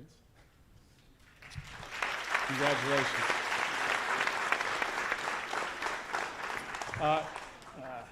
Maya should have stayed, sorry. Moving into our Player of the Year, not Player of the Year, sorry, Defensive Player of the Year.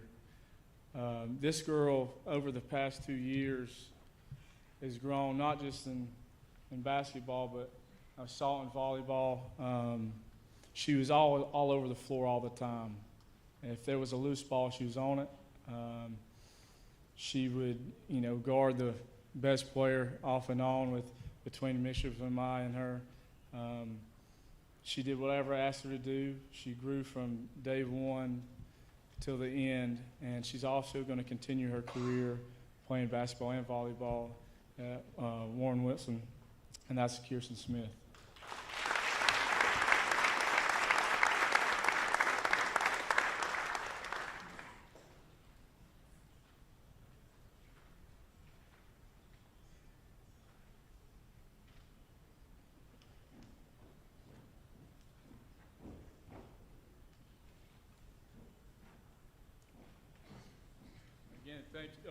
Again, thank you, parents, for allowing your daughters to play. What was that? Oh, sorry. My bad. Again, Player of the Year for our varsity girls. Zamaya Hicks. She didn't lead you by all the points and wows. That's right, Zamaya Hicks. But she, you know, I'm sorry, I messed up. But she always led by example. She was, you know, 1 or 2 in every category, and I'm grateful to have you for the past 2 years, and also before that as your trainer. I know you're going to do great things moving forward. Sorry about that. That's my mistake. Thank you.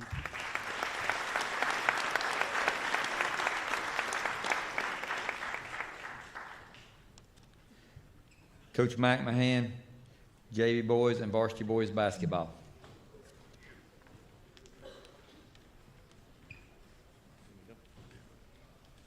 Hope everybody's having a good night. I'm going to keep this short. I want to say thank you to Coach Matt and Coach Ledford for allowing me to come back and coach with him. If you are on the JV boys team, please stand up so I can see y'all.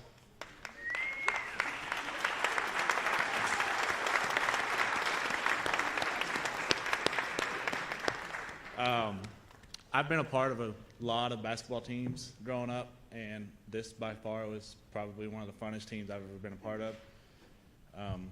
Our practices were hard.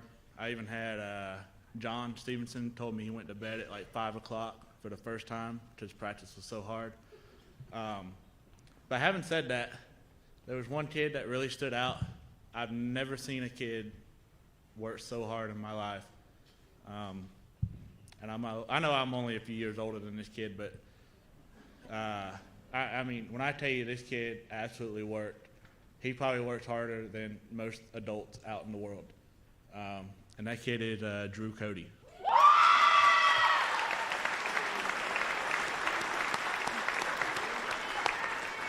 Drew, if you'll come down here. He's walking down.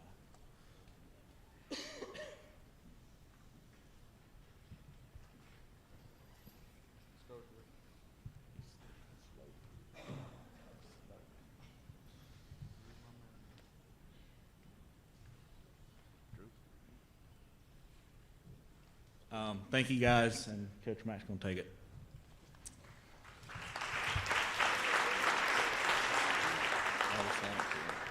Good evening. First off, I'd like to thank God for allowing me to have the opportunity to coach these guys and be a part of their lives. I don't think they realize how much they truly mean to me and my family, and it's just been something that I know this season was up and down at times, but it was very rewarding at the same time. I'd like to thank my wife. She's not here tonight. I made a joke about her not being here last year, and I got drilled when I got home, so I'm not going to do that again. But it's just, you know, to have her to be able to go home to, and, you know, especially when you get beat or it's not the day that you want it to be, to have her kind of just let me vent and go into whatever crazy world that I go into at times, I really do appreciate her. Assistant coach Derek Lefford, Evan Bradley. For the second year in a row, I'm finally the oldest person on staff. Custodians, Bones Kirkland, Tommy Wiggins. My mom for keeping the book for us for the last 10 years. I know she's retiring, but she said she's going to continue to do that for us. Jason Lambert doing the clock. Casey Crow, Kerry Powell, and the Maroon Devil Network. And then Coach Blankenship and Coach Moore for just always allowing us to kind of, if we have a good idea or a new idea about something, how something's supposed to look or whatever, they're really good about letting us kind of do those things. So if you're a member of the basketball team, please stand.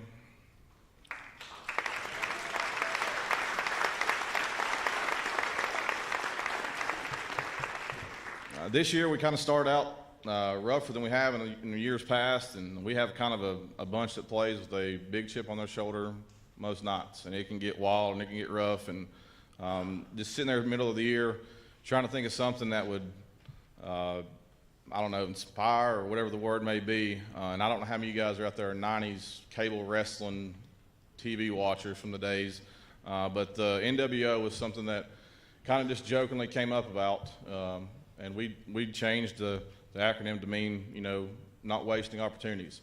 And from that point on, it kind of set the tone for us.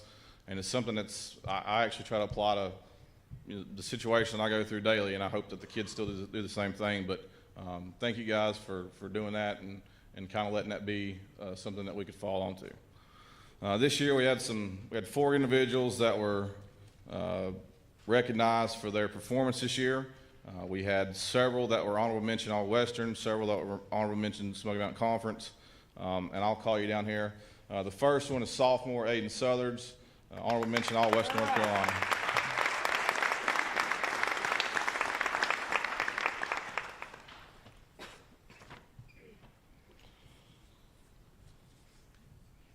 Second one is Joshua Collins, honorable mention All-Western North Carolina, honorable mention Smoky Mountain Conference.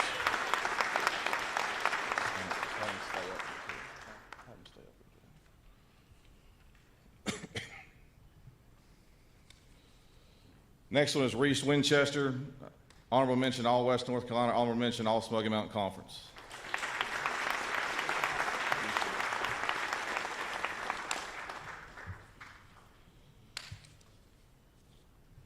We had one gentleman that was named was nominated for the All-District 12 team this year. He was also honorable mention All-West North Carolina, and that was Joe Glaspie.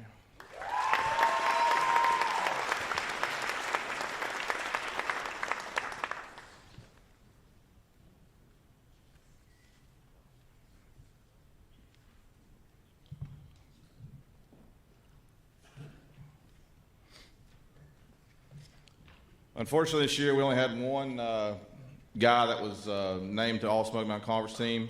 Hopefully with these 4 gentlemen returning next year, we can add a few more to that. That was Joe Glaspie.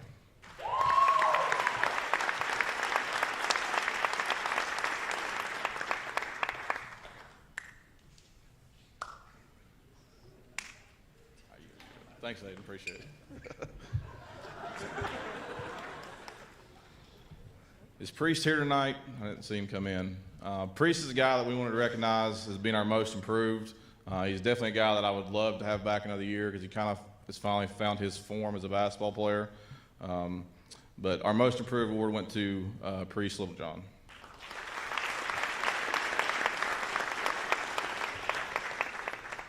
And then our last award is something we've kind of done the last couple of years.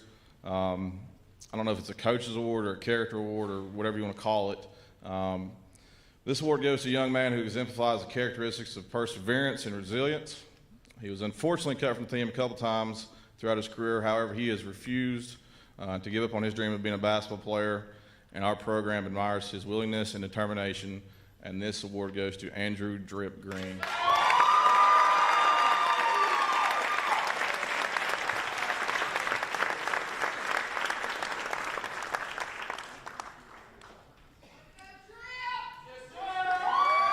Thank you.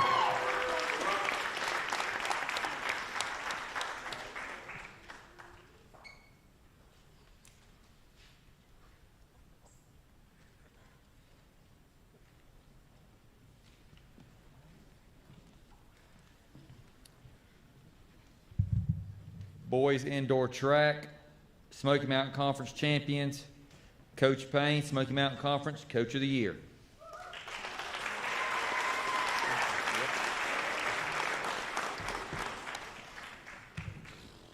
See what I can mess up this time. First off, boy, business is booming here in Swain County Athletics, all I can say. I mean, the amount of talent that's been up on this stage, good golly. All right, boys, indoor track team, if you're part of us, come on down. It's easier this way. Come on down, get in front of the stage.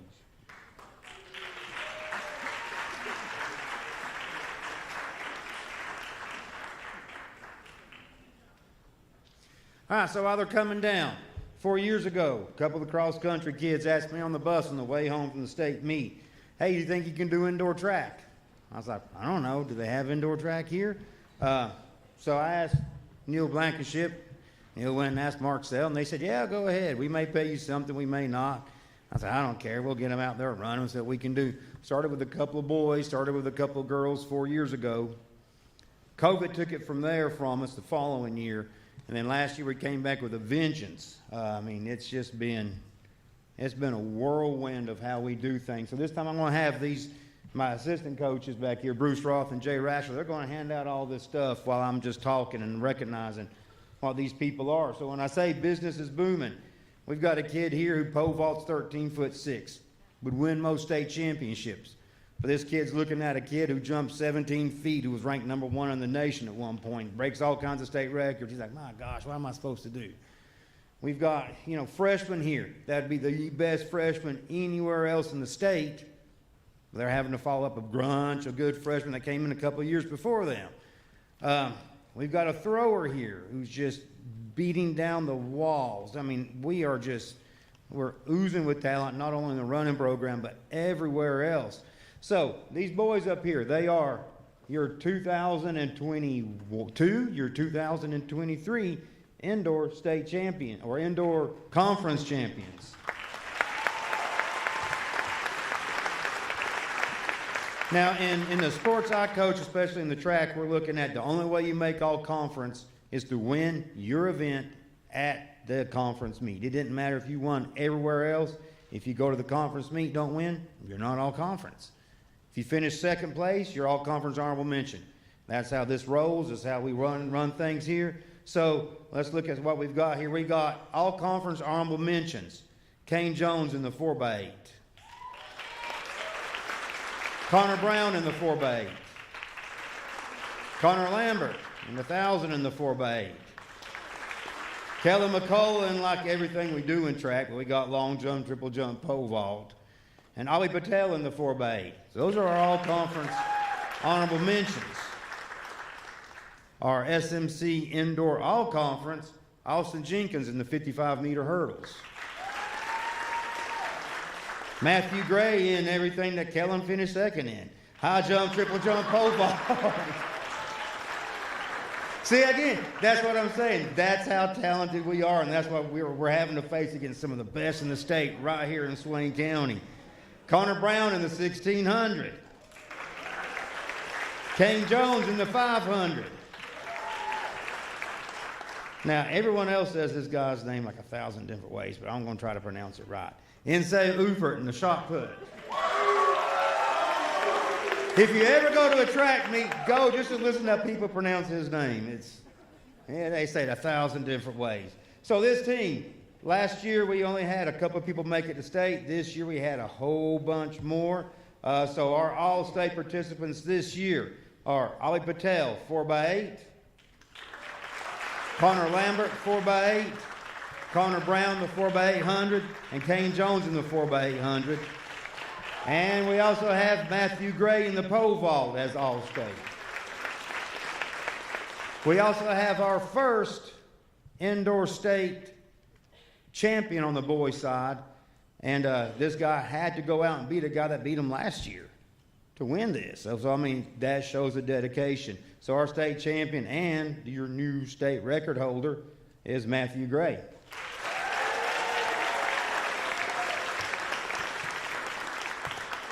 All right, so I feel like we're at the Academy Awards, so I'll try to go a little bit faster. So track MVP, again, same thing.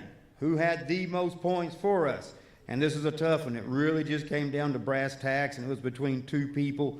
But again, we're looking at who scored the most points from the team. And, we've got spreadsheets that show it. And this young man pulled it out. Every day he gave his all. Some points to the point of exhaustion where I had to talk to his dad about his diet. What's he eating at home? Is he getting enough of this? Is he getting enough of that? Is he resting enough? Is he sleeping at night? He was our leading point getter, and we get him back for one more year. Our track MVP is Kane Jones.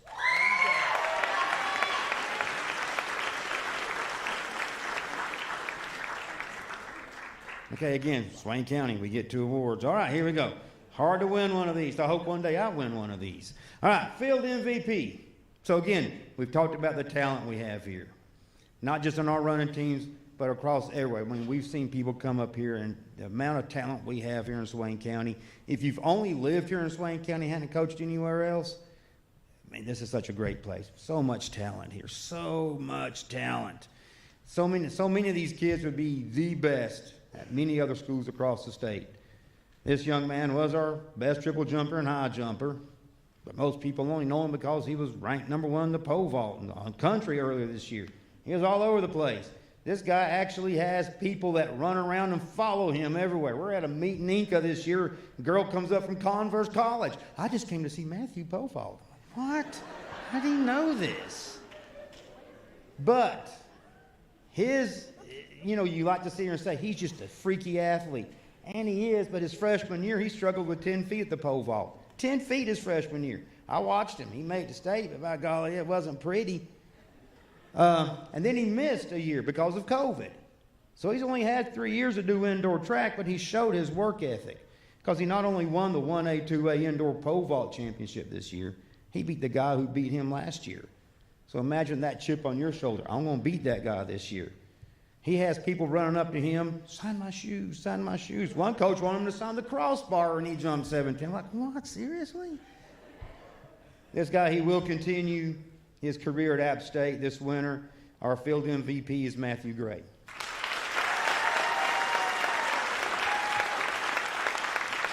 Now, I do have one more award. I talked Coach into this one because, by golly, this kid does everything we ask him to do. Because sometimes someone special comes and he graces us. He graces our track. He graces us with his presence. Graces us with his smile. Graces us with his perseverance and his integrity. He never stops. He never quits. He'll get tired and he'll tell me, I'm tired, Coach, I'm tired. And he'll get back up and he'll run some more. He'll lay back down, I'm tired. And he'll get up and run some more. Even against odds that might seem insurmountable to others, he accepts the challenge head on. He accepts it with a never quit attitude. He showed the world that all it takes is courage and commitment, and you can change that world. So this special Coaches Award goes to JoJo Bjorkness.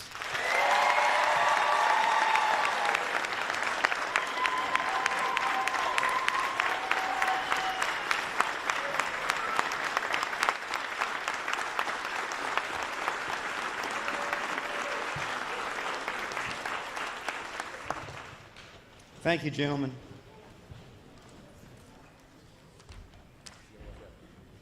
All right, here we go. All right, ladies, come on down. Hold on. All right. 2022-23 conference champions, 1A, 2A indoor track state champions. Coach Payne, Smoky Mountain Conference Coach of the Year.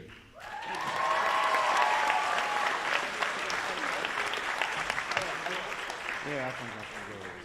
All right, ladies, come on down. So, again, like we said, 4 years ago we started this program.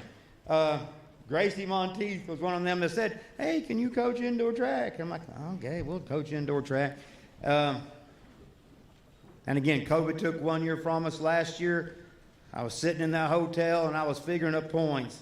And this one right here, Maya Hicks, she came up to me, she said, we can win this thing? And I was like, oh, I hope so. And I lost sleep, and they won it by 1 last year. We were the first 1A team to actually win the 1A, 2A indoor state championship. And we also were the first team to win it without having an individual champion. So this team last year, way above. This year, well, we won again. So we're the first 1A team to go back-to-back and do that. But this year we also had 5 individual champions. So let me ask you this. If you haven't watched Grit and Determination, watch her race in the 1,000 meters. Watch Maya Hicks in that 1,000 meters.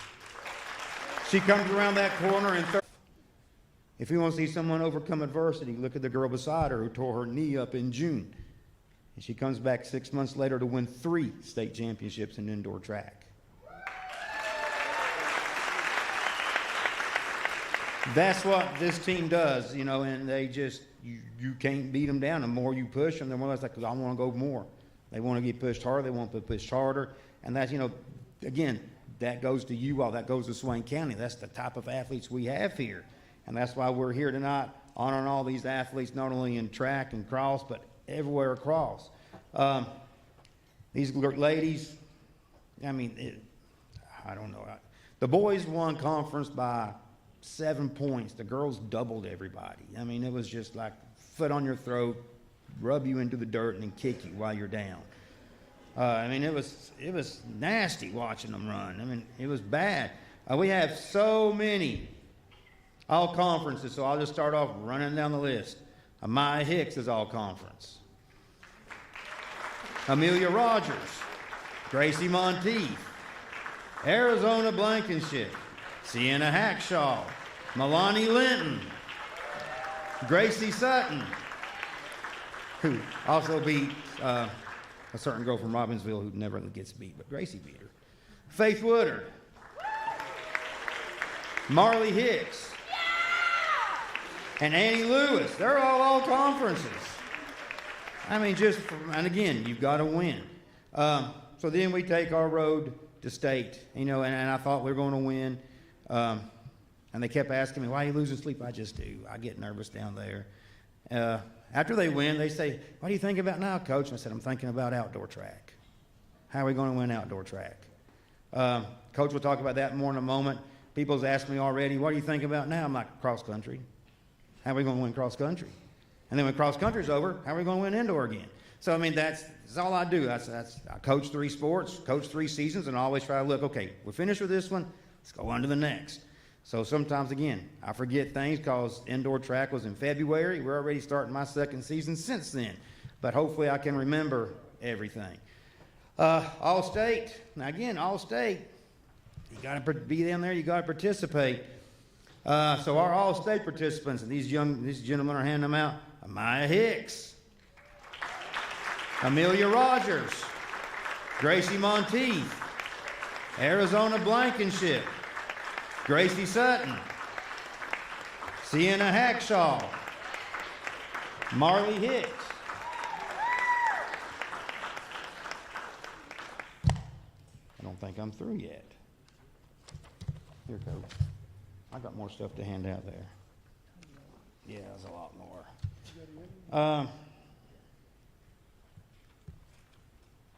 Okay, so that's all of our all-state. Oh, good. Annie Lewis is all-state.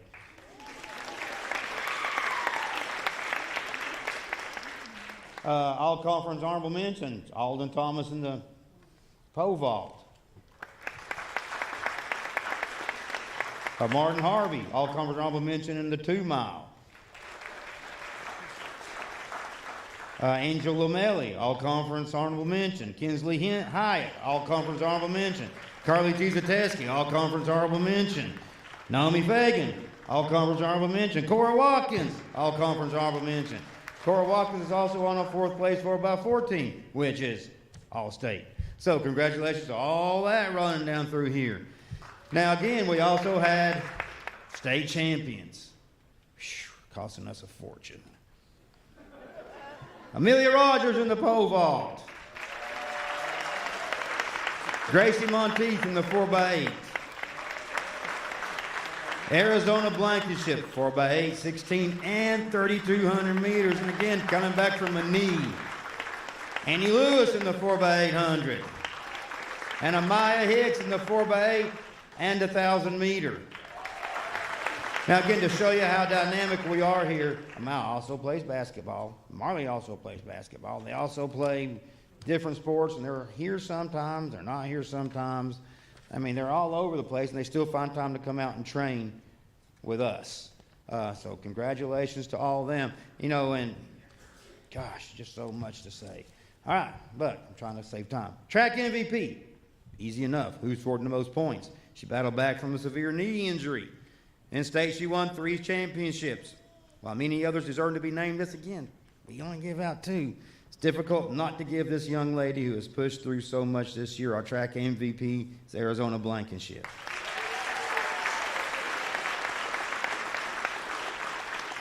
Field MVP. Again, she is one of these that came out as a freshman and she was trying to pole vault, and I was like, well, maybe one day she'll get it. She looks pretty good. But now she is looked up to by people throughout the state. I hear her name dropped. I hear people talking to her about, why do you do this? Why do you do this? How do you hold the pole? How do you get your steps? She dedicates hours every day to ensure she is the best pole vaulter in the state and in indoor track, not just 1A, but throughout the state. And she proves it winning this state championship. She'll be furthering her career this spring and summer at UNCA. Our field MVP, Amelia Rogers.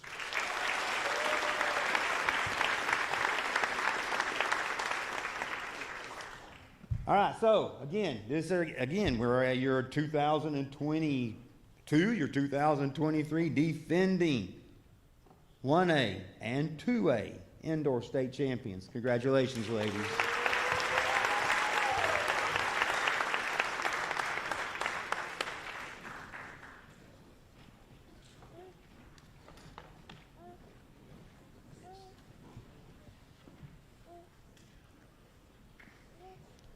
By the time we're done tonight, there's probably going to be over 100 and some certificates that had to be made for this.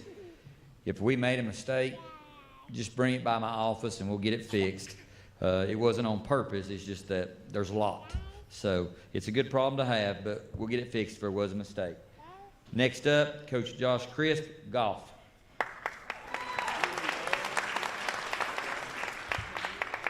I don't know how you follow that, so we'll try our best here. First, I want to thank God for allowing me the opportunity to work with these young men and women in a sport that I love. Second, I want to thank my wife, Meredith, for her understanding and my obsession with the sport of golf. Third, I want to thank Coach Ledford for helping me this season. If you were on the 2023 golf team, please stand up and be recognized.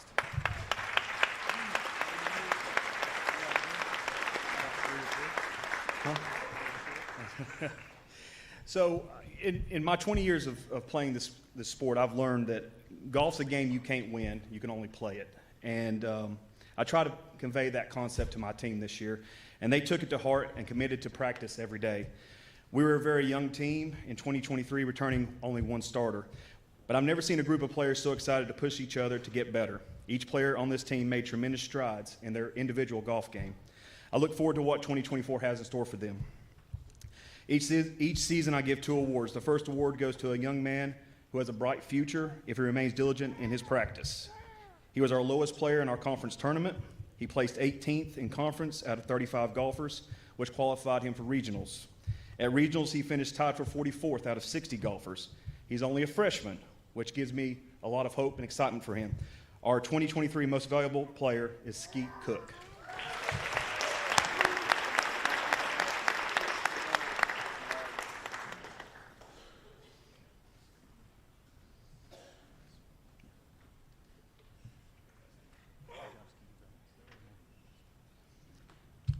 The second award goes to a young man who probably had as much fun as I did coaching him this year, and he made a lasting impact on my life. This is his only year and his last year on the golf team because he's going to graduate. He was always at practice early, working on his game. He always had a smile on his face, even when he hit a bad shot. He enjoyed being out there. He made the most of his time this season, and it was a pleasure to watch him grow, and he almost made it to regionals. He was 4 shots away from making it to regionals. So the 2023 most improved golfer goes to Braylon Aldridge.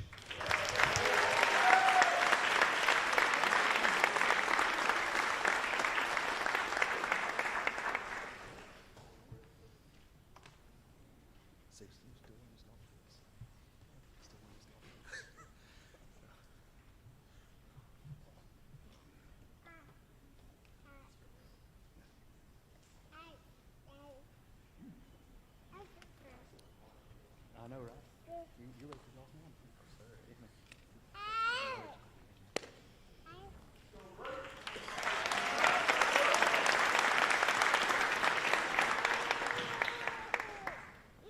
Girls softball, Coach Burrow.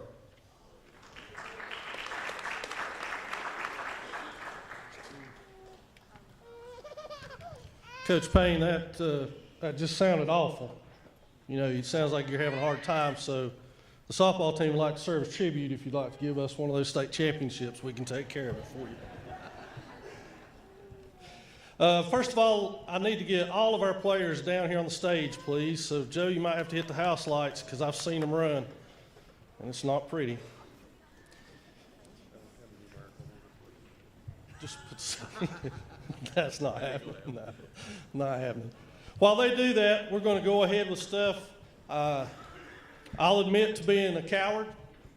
I could not pick 2 people to win awards, so everybody up here is getting something. Something that we made for them, so the coaches are handing those out. if you guys don't mind moving seniors on this side and everybody else on this side, that way we can talk about it a little bit more. While we're doing that and moving around to keep things moving, I want to thank the parents of all of these girls. You have exceptional young ladies as your daughter, and we really appreciate your willingness to share them with us. It's a huge ask. I want to thank our assistant coaches, Coach Jones, Coach Brown. We also had 2 volunteers this year in Stacy Griggs and Summer Height Green. And I want to let you know, the cat's not out of the bag just yet, but Coach Hyatt is actually in the hospital right now delivering her baby. So that's why she's not here. Want to thank my wife and Buck and the whole crowd that did concessions for us this year. They took care of all that. I looked up and there was concessions flowing freely. I had no idea what was going on, so I appreciate that. Also appreciate Ms. McMahon, who's responsible for most of what these guys are receiving tonight with her tremendous pictures that she's able to capture of these young men and women as they play their sports that they love. Tell you a little bit about our season. We had 11 wins this year. That's almost double from what we had last year. We had close games with everybody who finished ahead of us as well. 3-2 with Murphy, 2-0 with Hiawassee Dam, 8-4 with Robbinsville. So we were in games, and that's a tribute to these young ladies and their work ethic. I'm really proud of them. There are tons of honors that we could lay on them. Many of them are going to get something here tonight with a certificate with an award on it. And I'm not going to go through all those for you, but I do want to tell you that we had 2 All-Smoky Mountain Conference selections and 1 honorable mention. Our all-conference were Riley Rawls,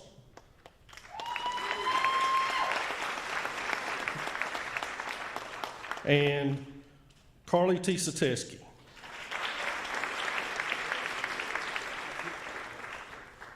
Honorable mention was Maddie Spates. Now, the ladies on this side over here are part of our 6 seniors that have been with me the whole time that they've gotten here. And I'm so appreciative to them. And more than that, I'm proud to have been able to watch them grow as much as they have in the 4 years that I've been around them. And it's an extremely good group in terms of what they're willing to give in terms of being successful as a team. They're very unselfish, and that's a trait that carried on throughout the rest of our group, I'm pretty sure. But I just want to say that I'm really proud of this group of seniors, this underclassmen group. We're excited as I'll get out to have them back and continue working to try to make strides in the conference. And we just appreciate it so much. And I want to leave them and each of you as athletes with one final parting thought, and that is to remember that what we do here with all of this is a journey. It's not a destination. Don't get those two confused, because the journey, when you look back on it, there's a lot of good things happen. And that's certainly the way we approach our season. So I want to thank everybody, thank these young ladies for being a part of our lives for the last year, and looking forward to it. Thanks a lot.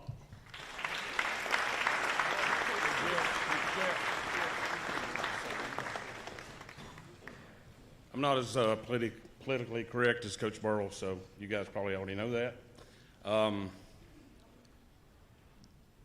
There's some people that I want to thank. There were some sponsors at the beginning of the year that a lot of people don't know about. We didn't have, not all the girls had cleats, so we asked for some sponsorships, and Heath and Nicole Schuler gave us $1,500 towards to purchase the cleats. K&B Lawn Care, and then Coach Holt took some money out of the quarterback club to pay for those cleats, so we want to thank them for doing that.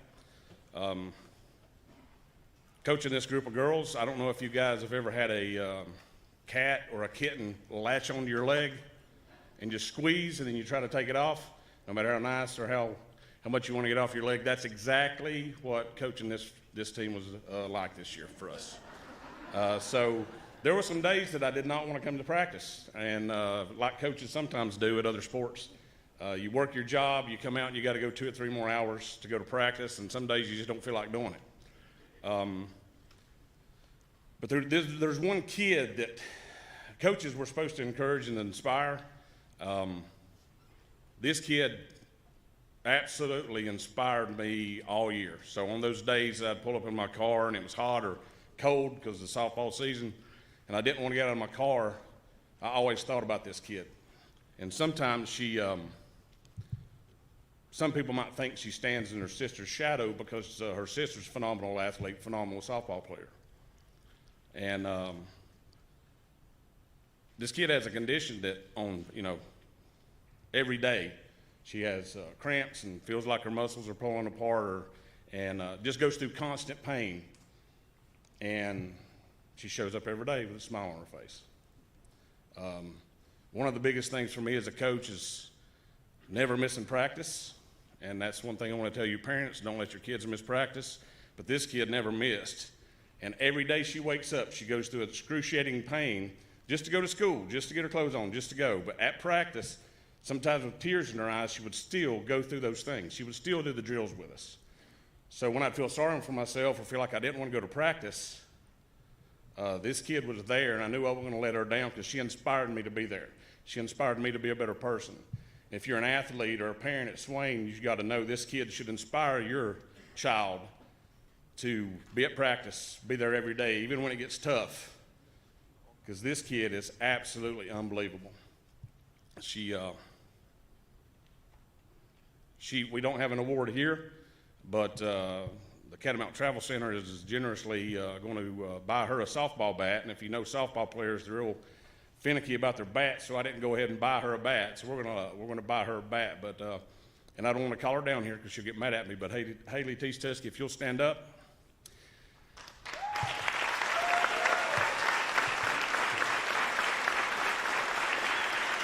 That kid right there.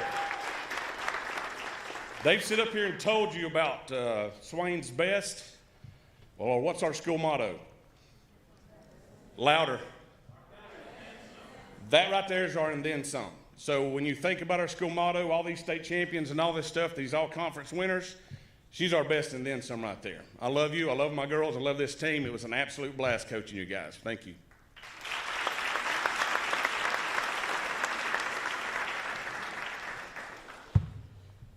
JV baseball and varsity baseball, Coach Verano.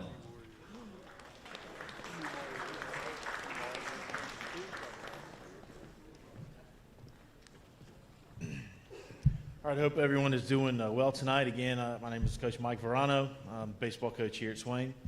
I'm going to go through a quick list of everybody that I would like to thank, and that's everybody that showed our team support this season. I appreciate to our athletic directors, Coach Blankenship and Coach Marr. I appreciate the guidance that you showed me this season. Being a first-time varsity head coach, could not have done that without your help. Next, I'd like to thank our principal, Ms. Blankenship, and our other administration for letting our athletics be such a priority here at Swain. I know you appreciate how much it means to our kids. Next, I would like to thank our parents for showing unwavering support that you showed through all the ups and downs of this season. The dedication that you showed your son is unparalleled. I would also like to thank a few other people, Miss Joanna McMahon for taking pictures, Miss Donna Griggs for taking pictures and helping me get senior night together, our maintenance crew for helping us get our field ready to go over there in the beginning of the season.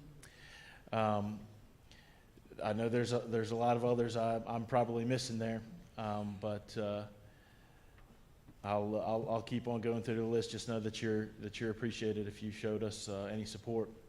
I would like to also thank my coaching staff, Coach Drew Martin, Coach Jimmy Monteith. Yeah. That's right. Being a first-year head coach, I found is not easy.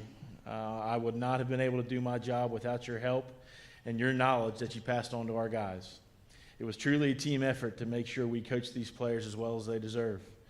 I'm truly blessed to have you guys here with me for as long as you'll stay.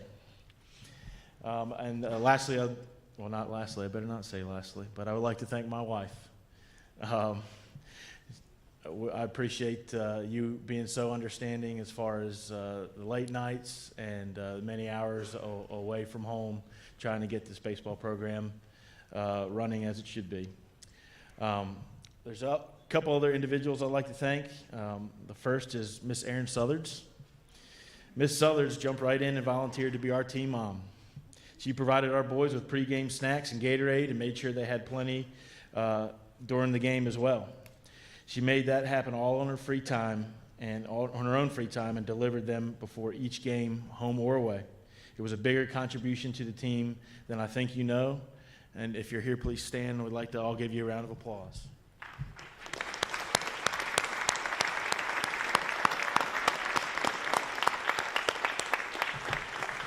The next person I want to thank is someone who's helped me without fail from day one of me being named the coach. Whenever I needed help with getting things fixed, or if I had any equipment that needed to be maintained, or any field maintenance that needed to be done, he was there without question, making sure those things were done and I had what I needed. It took a huge weight off my shoulders as far as time management. This person coaches multiple sports here at Swain and contributes so much to our athletic program. That person is Kevin Jones.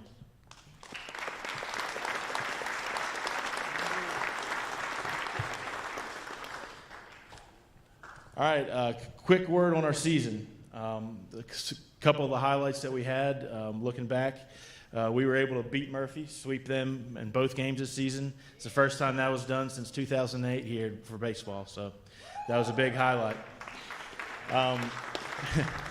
That also was a part of the 4 last games of our season that were must-wins for us, as we considered. We rattled all 4 of those wins off, secured second place overall in the Smoky Mountain Conference, and a guaranteed playoff appearance.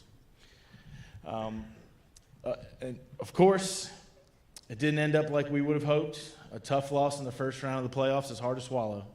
But like I've told you from before, from the rocky beginning of the season we had, I don't think there are many people who would have thought we would have accomplished what we did this year. You should be proud of that. We fought adversity all season long, and you showed up and stared it in the face consistently. That means something, even if it didn't always translate to wins.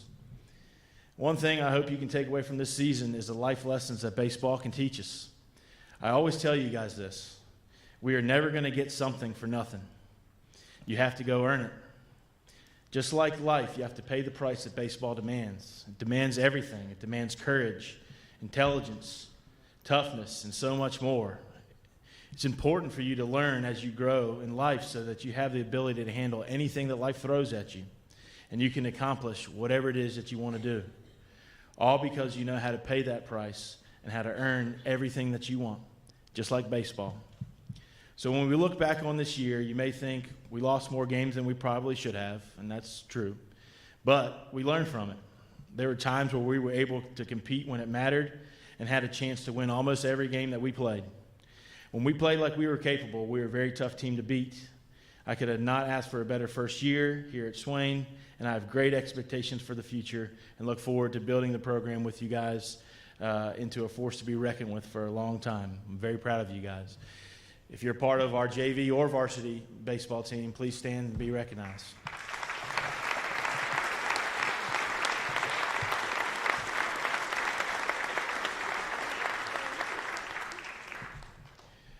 All right, let's get to the awards. The first award that I will present tonight is one we are very proud of. That is the Smoky Mountain Conference Player of the Year. This player was voted on by all the coaches in the conference unanimously.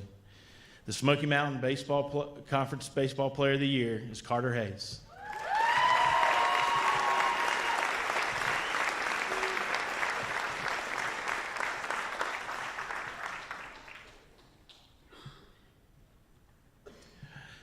The next awards we'll give tonight will be our all-conference players. Okay? Our first player, all-conference, finishing 3rd overall in voting is Gabe Lillard.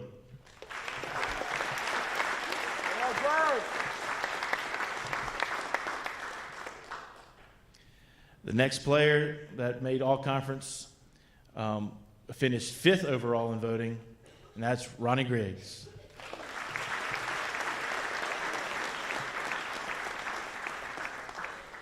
You guys stay up here for the rest of the time. Okay? We don't want to do a lot of walking back and forth. Next will be the honorable mentions for all conference. These players finished just outside the top 14 players in voting. They are Lawson Woodard, Braden Rued, and Grady Lewis.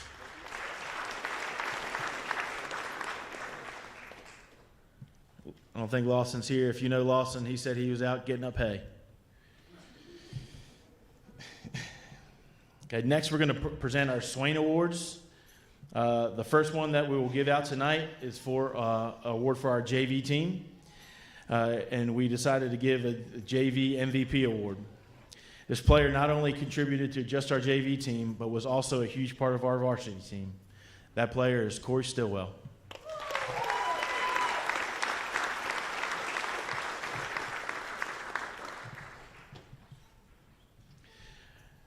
Next, we'll present our Swain Awards for our varsity team. When thinking about what awards we wanted to give, of course, the MVP award is one you feel like you should probably include. Well, there are so many players up for our team that could have had that honor, and I'm only allowed to choose 2 awards. So tonight we'll give out our co-MVP awards. Those players are who we feel like are the heart and soul of our team, and they are Gabe Lillard and Ronnie Griggs.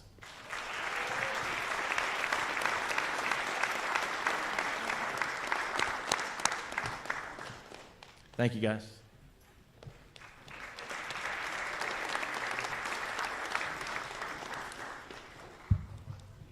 You know, Coach Verano really wanted to be here when, during his interview, we asked him about where he's going to live because he's not from here, and he said he's going to live in a camper, and his wife was going to come with him. I didn't believe him at the time, but I guess he's still doing it, and you're right. Your wife deserves a reward for that. All right, girls soccer, Smoky Mountain Conference champions, Coach Klein, Smoky Mountain Conference Coach of the Year.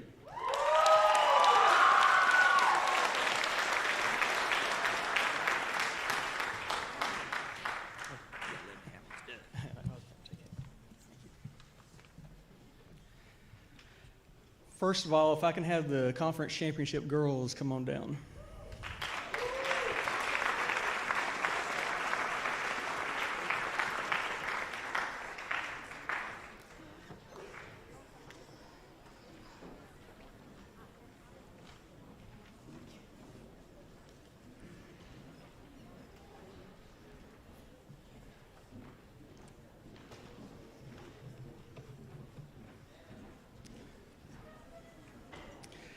We have truly enjoyed coaching this great group of young ladies. Overall, we had truly a great season. Thanks to our team managers for helping out with this team throughout the season also. And thanks to Kendall once again for doing a great job at helping coach this team. We appreciate you, Kendall. We knew going into this season that one of our goals was to win back-to-back conference championships. And we ended up tying Highlands for the championship, and then we had to play the tie-breaking game. And the girls, they held it together throughout that whole game. We pretty much did a great job of dominating the game, and we shut Highlands out. And the girls did tremendous for that.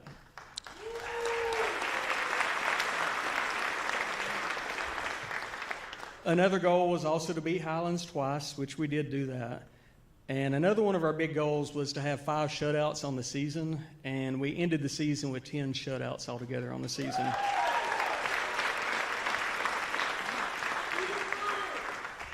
And sometimes it's just the luck of the draw as far as the playoffs go. We drew a team in the second round that had tied the #1 team in the East part of the state just the week before, and they had lost to the #1 team in the West just by 1 point. And they had only dropped below us in the playoffs because we had won the conference championship as far as having that home field advantage. But our girls battled hard throughout that whole game. And they played the regular game. They played 2 10-minute overtime periods. They played 2 5-minute golden goal overtime periods. And then we ended up losing in penalty kicks there at the end. But the girls truly did give it their all in that game. And we've seen tremendous improvement in so many of these players throughout the season, and it's just been great to see. They've come a long ways. Moving on to the awards, first of all, I want to recognize the players of the game. If you guys will just step forward.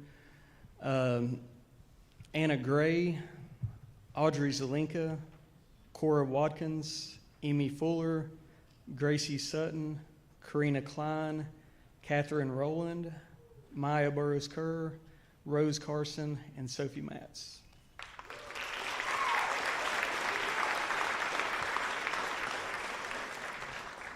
For the Swain Awards, we went with 2 Most Improved Awards. The first player was a player who has played soccer just about all her life. I've coached her at many different times when she was little and at different times the whole time she's playing. She's a sophomore, and this year she really stepped it up and found a calm, aggressive side to her. This player is Rose Carson.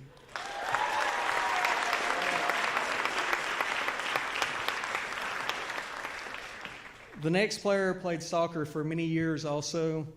Last year, we mainly used her as a goalkeeper early on, and this year she has truly embraced her position in the middle of the field and has done an outstanding job working with her teammates. This player is Emmy Fuller.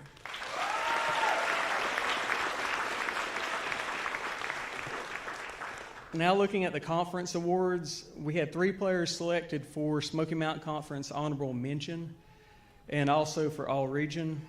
This first player to get conference honorable mention and all region, she worked amazingly well with Emmy in the middle of the field in the defensive mid position. She had the second most steals and clears on the team, and she has saved us numerous times in the game. This player is Sophie Matz.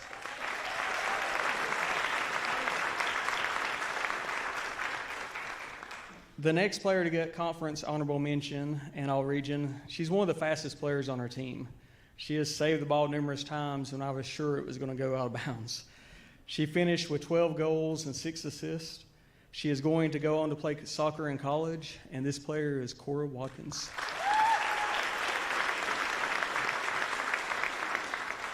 The last player to get conference honorable mention and all region is a player she's only played soccer for 2 years, but has made major strides in becoming a great player.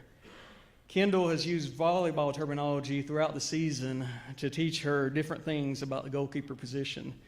She recorded 88 goalkeeper saves on the season, and she played a major part in our 10 shutouts. This player is Gracie Sutton.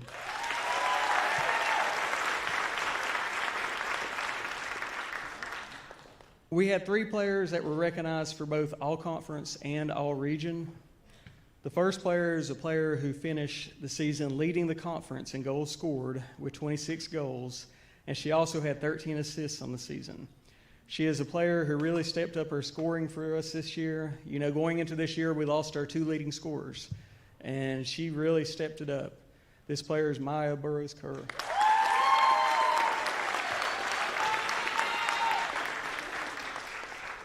The next player is the anchor back on our defense. She really shut down some of the best scorers I have seen in our conference and outside of our conference.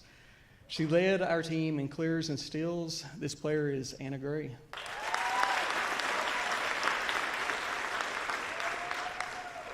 This last player led our team and the conference in assists with 29. She is number 1 in the state at the 1A level in assists. She also averages more assists than any player in the state across all classifications per game. She scored 15 goals on the season, and I also found out on Sunday that she was selected as one of the top 11 players in the state of North Carolina at the 1A level, giving her all-state honors. This player is Karina Klein.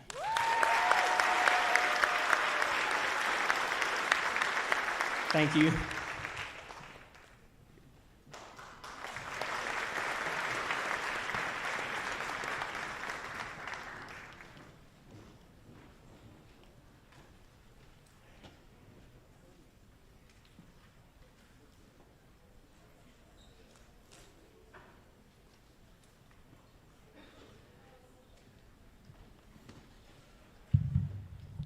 The 2 plaques from Swain and then the girls' plaques will not be here.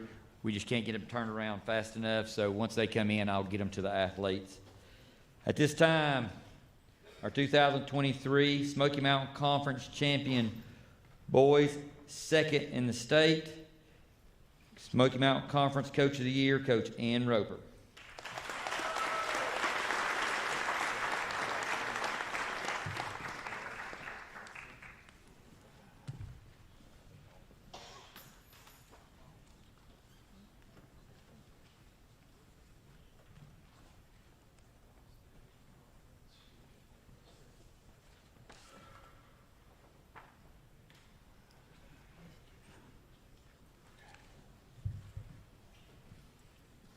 If the boys track team could make their way down to the front, please.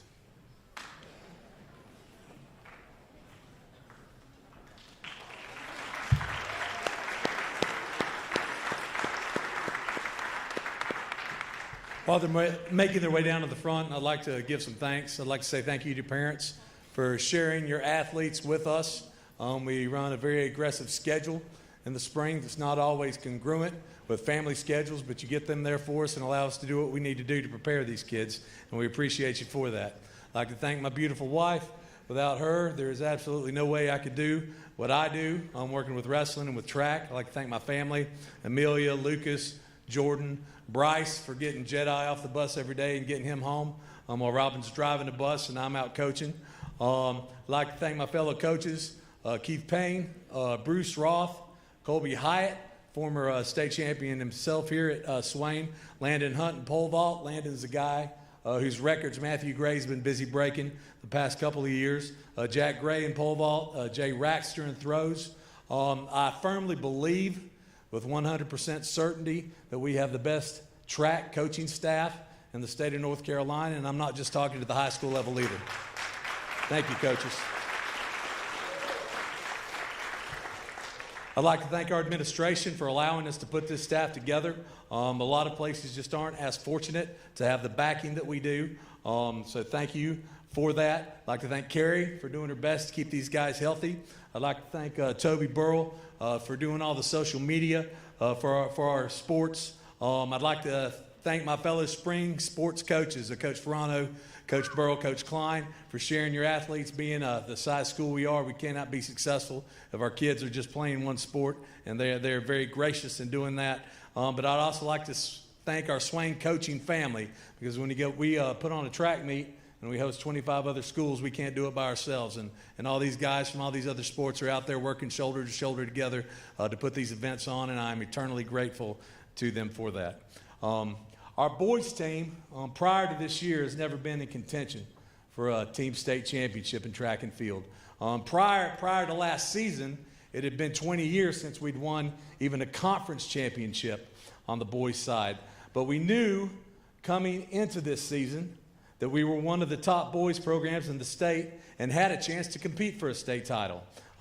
At least we knew that as coaches. Last year as coaches, we had similar aspirations and did some remarkable things as a team, but fell short at the end, finishing 6th at the state meet. And I think a lot of it was just these kids coming to believe that they could do the things that they stepped up and did this year. When I look back, really what the turning point was for our boys program, and guys, through the next years, as we're continuing to compete for state titles, you can look back and say you were a part of this. We went to a meet the middle of the season at Polk County, the Allen Peoples Invitational. It used to be the Times News Invitational.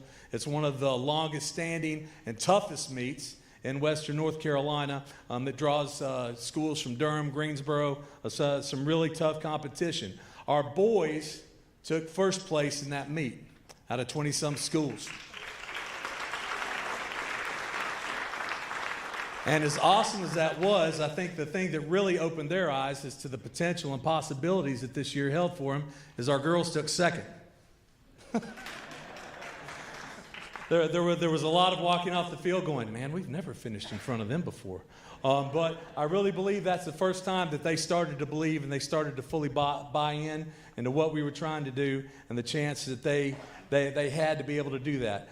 They went on to repeat as conference champions this year, defeating second place Cherokee by 84 points, and then won a regional meet in school history, defeating the defending state champions Mountain Island Charter at regionals. And we knew going into the state meet, and our boys knew that it was between us and Union Academy, who was just coming off the 1A, 2A indoor state championship during the winter. And just knowing that you're in that position, it's almost impossible to describe the pressure that can put on your shoulders. But we not only met the challenge, but we performed ahead of our seeds and our expectations going into the meet. We scored more points than we were supposed to. Unfortunately, Union Academy did the same thing, and they edged us out for the state championship and the last event of the day.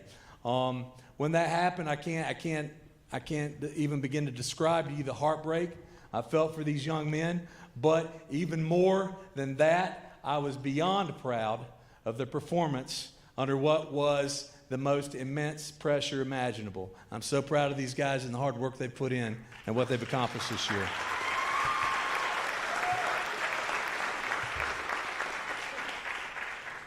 Now moving on to our individual recognitions and awards. I'm just going to call the name, and then I'm going to let you know the awards that they've received or the accomplishments they've had this school year. Carl Baird.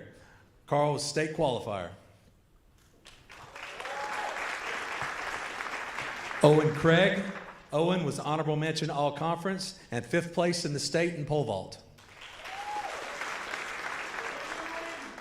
Josh Collins was all conference and 7th place in the state in the 4x400 relay.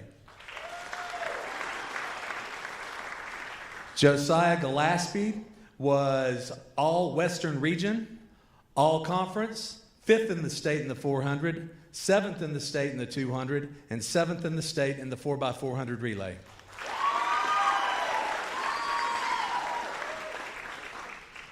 Austin Jenkins was all state, honorable mention all conference, 3rd in the 110 hurdles at state, and 7th in the 300 hurdles at state.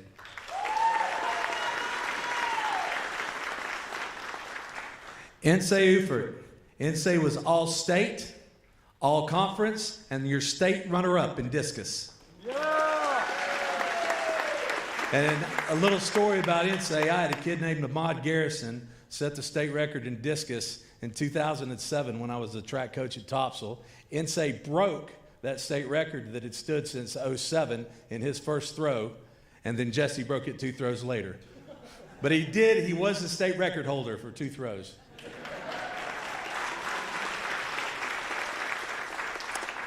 Abhi Patel. Abhi was all state, all Western region, all conference, and state champion in the 4x800 relay. Connor Brown, all state, all Western region, all conference, state champion in the 4x800 relay, 3rd in the state in the 1600, 3rd in the state in the 800, and 7th in the state in the 4x400 relay. Connor Brown was also named your Smoky Mountain Conference Runner of the Year for the boys.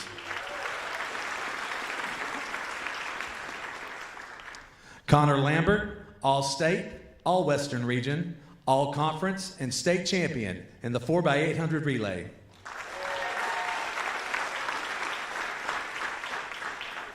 Kane Jones, all state, all Western region, all conference, and state champion in the 4x800 relay, and 7th in the 4x400 relay.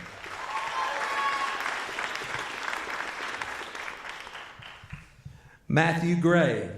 Matthew Gray was all state, all Western region, all conference, and your state champion in pole vault. This year, Matthew set the pole vault record for the Smoky Mountain Conference, the Western region, and now holds the new 1A state record.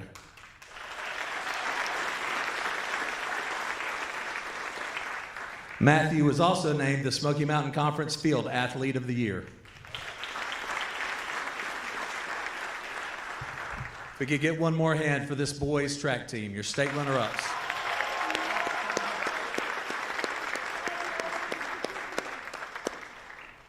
Thank you, gentlemen.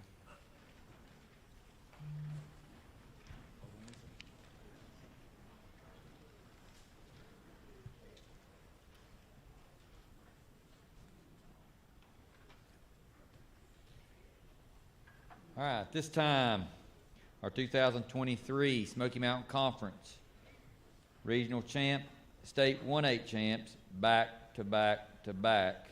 Smoky Mountain Conference Coach of the Year, Ian Roper.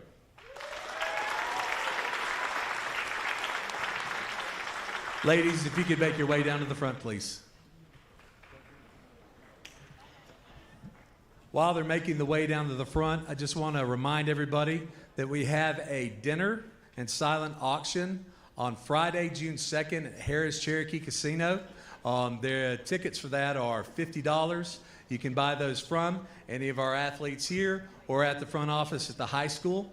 We have a cap of 200 people at the dinner, but when you're winning championships and having to buy rings and such forth, it is an expensive proposition, and this is how we're choosing to raise the money. Your support would be greatly appreciated. All right. I really couldn't be more proud of all our track athletes, both on the boys and the girls side. Our girls came into this season as a two-time defending state champions in outdoor track, and as such, they had a target on their back the entire season. Everywhere we went, everybody's eyes were on Swain County. With the success we have had comes the reality that every team wants to challenge the champions. However, our ladies consistently responded to any and all challenges with grit and determination. They won their conference championship by an astounding 106 points. They won the Western Regional Championship by 49 points and the state championship this past weekend by 17 points. I was having a conversation with Sonia Blankenship the other day, and we've kind of reached a point in our ladies' running programs right now where the exceptional seems like the norm. It's now just the way things are supposed to be. Swain County has a rich history in track and field, and in the girls' program, we have had 39 total individual state champions over the course of our school's history. 15 of those have come in the last 3 years. 34 of them since 2016. What you ladies up here have accomplished is beyond extraordinary. I want to see if I could set it in just a little bit of perspective for you, because I think sometimes we lose that, in the quest like Coach Payne was talking about for the next season, for the next championship, for the next ring. In the history of 1A track and field in North Carolina, which has been contested for over 40 years now, only one other girls program has won as many as 3 consecutive outdoor state titles. One program in 40 years. And you accomplished that this year. Only 2 schools have ever won 7 consecutive running program titles, and that's boys or girls, in any classification in the history of our state. That is also what you accomplished this spring. I want to let you know what those 2 schools are who have also won 7 consecutive running titles. The first was Alamance Friendship High School, and they won their 7 titles between the years of 1914 and 1920. The second running program to do that was the Durham High School boys. Yes, that's when Durham had 1 high school, from 1945 to 1951. That's your company for what you accomplished this spring.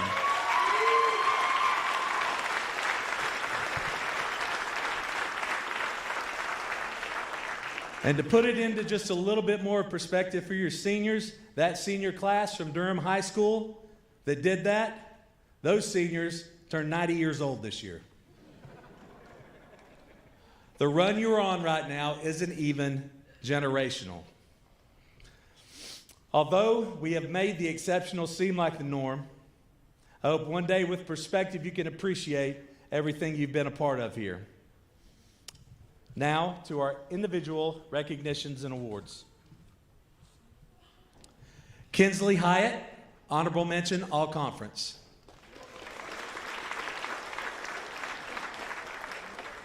Marley Hicks, honorable mention, all conference. Naomi Fagan, honorable mention, all conference. Carly Tisateski, state qualifier. Angelina Lomelli, state qualifier.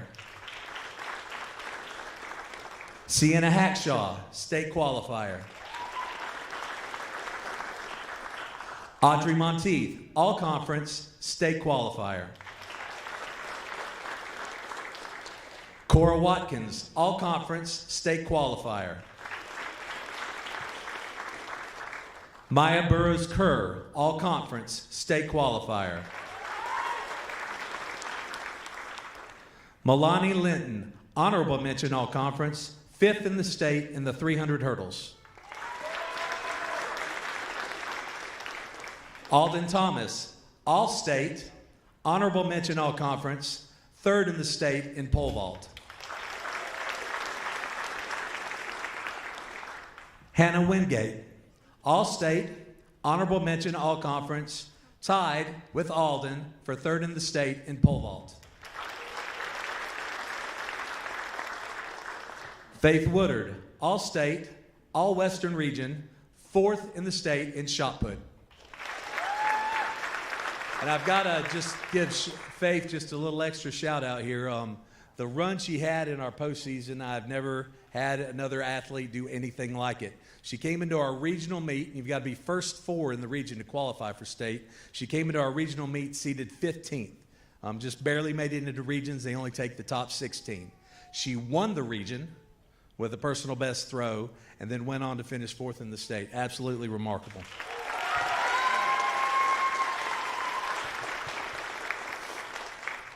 Gracie Sutton, all-state, all-western region, all-conference, your state runner-up in high jump. Amaya Hicks, all-state, all-western region, all-conference, your state champion in the 4x800 meter relay and 5th in the 800.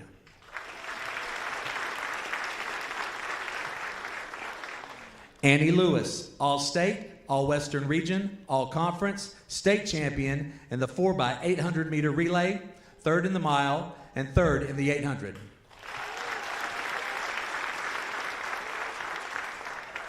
Gracie Monteith, all-state, all-western region, all-conference, and state champion in the 4x800 meter relay.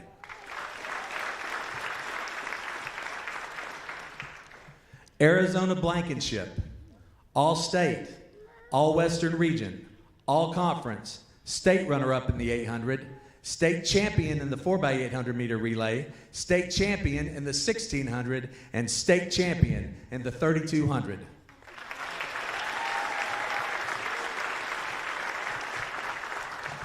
This year, Arizona set the new Smoky Mountain Conference record in the 1600, the Western Region record in the 1600 and the 3200, and is now the state record holder in the 3200 meter run. Arizona was also named the Smoky Mountain Conference Runner of the Year.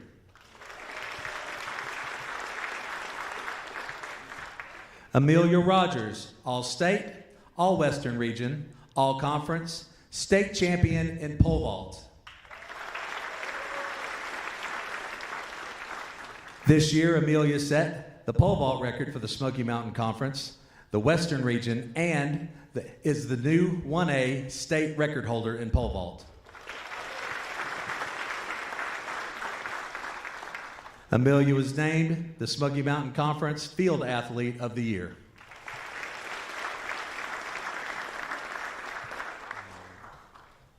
At this time, I'd like to ask Coach Adam Jaimez if he would come forward.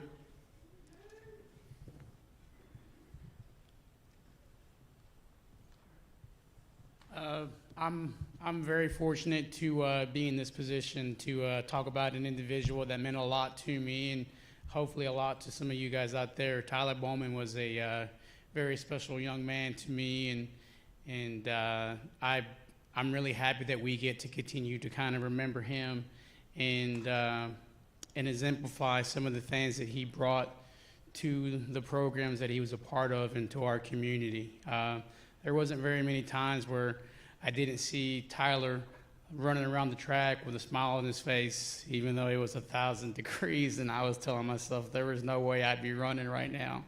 But yet he'd be out there. And the thing that I enjoyed most about Tyler is the fact that he never really let anybody stay too down on themselves. He never really let anyone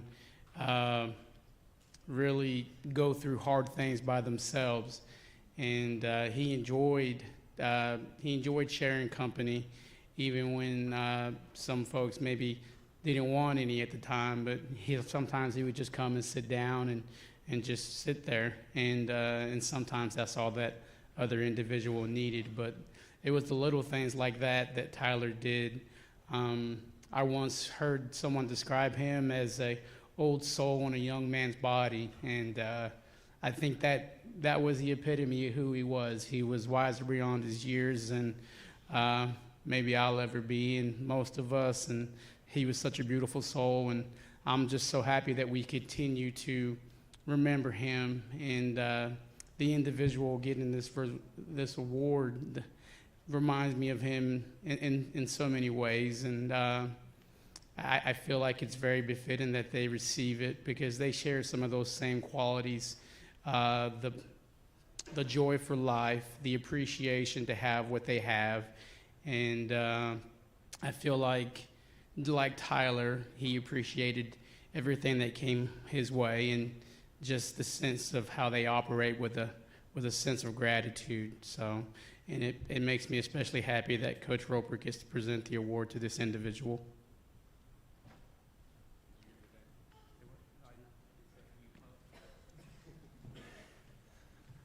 I'm very proud to present the Tyler Bowman Memorial Scholarship to Amelia Rogers.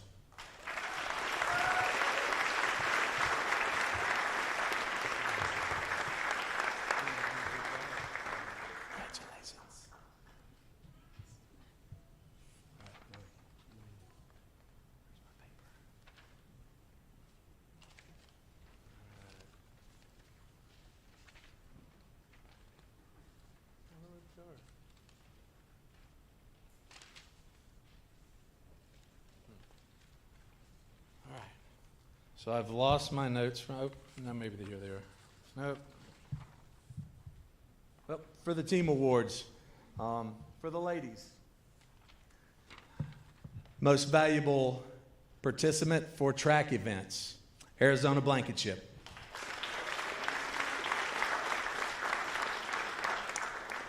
Arizona is the most decorated female athlete in the history of Swain County High School with 14 state titles, and she's a sophomore.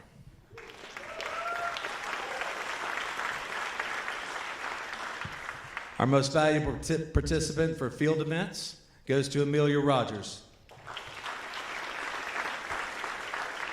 Amelia has won 4 state titles in pole vault and has 9 total state championships. She'll be continuing her track career next year at UNCA.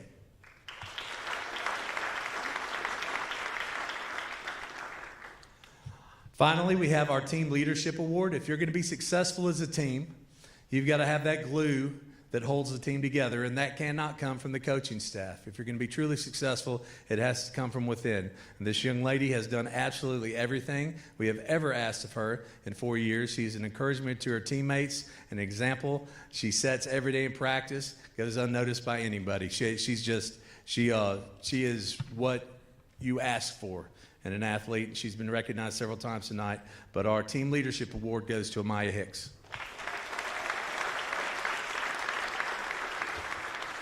And I forgot to do the boys while they were up here. So real quick, if you'll just come down, guys. Our most valued participant for track events is Connor Brown. Connor was the only male athlete we had qualify for 4 different events at the state meet, and he scored in every single one of them.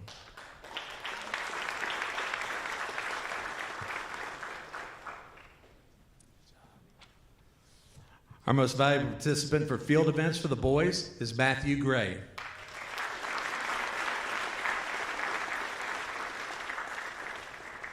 Matthew has 4 state pole vault titles, and he will be continuing his career next year vaulting at Appalachian State University.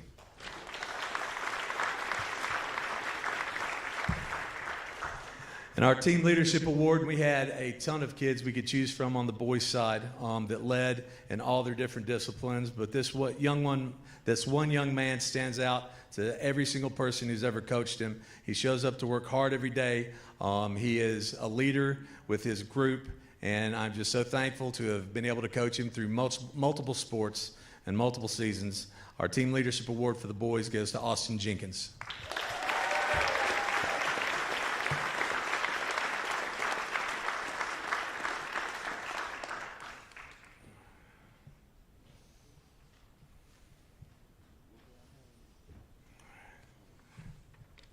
Thank you, guys.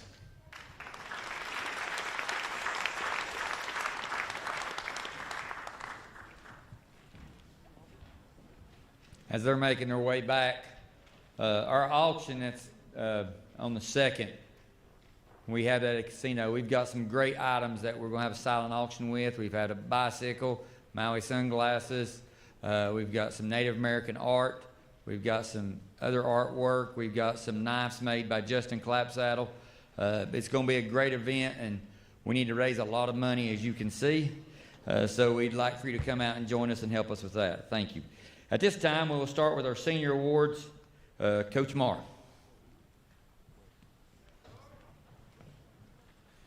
You remember when I told y'all earlier about a friend putting you in a bind?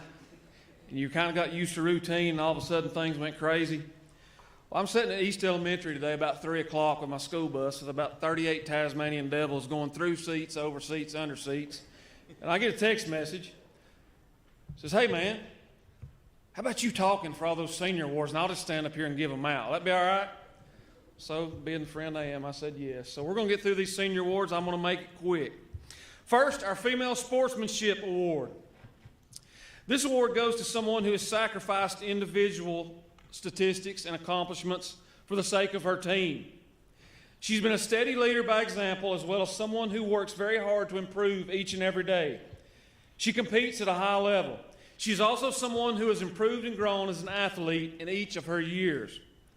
The area that I feel like she has grown the most, along with other coaches, is in terms of her body language when competing. I, for one, am very proud of her for the effort and the improvement that she has made.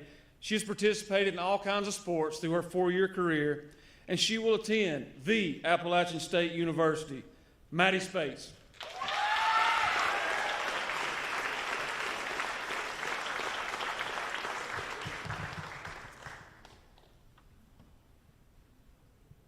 One more big smile as you come down here. Atta girl.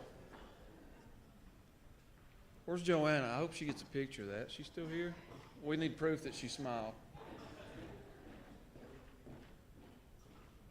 Congratulations, Maddie.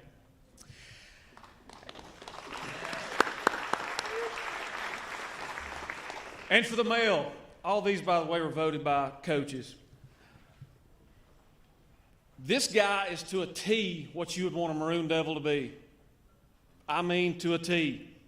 Things you've heard tonight about this individual: high character, impeccable work ethic, never quits. The sucker even rode his bicycle to practice.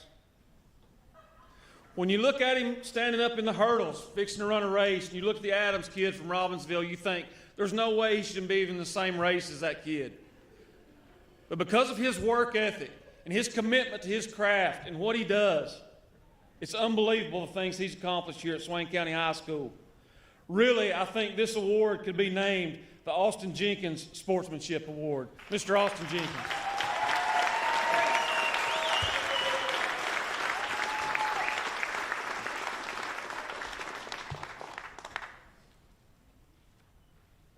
Should have brought your bike to ride up here. It'd been cool.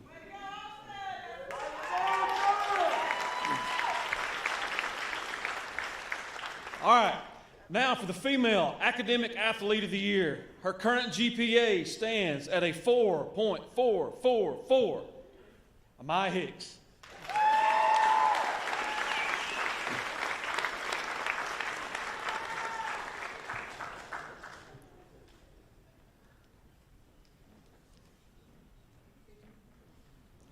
That's way higher than your mom's was.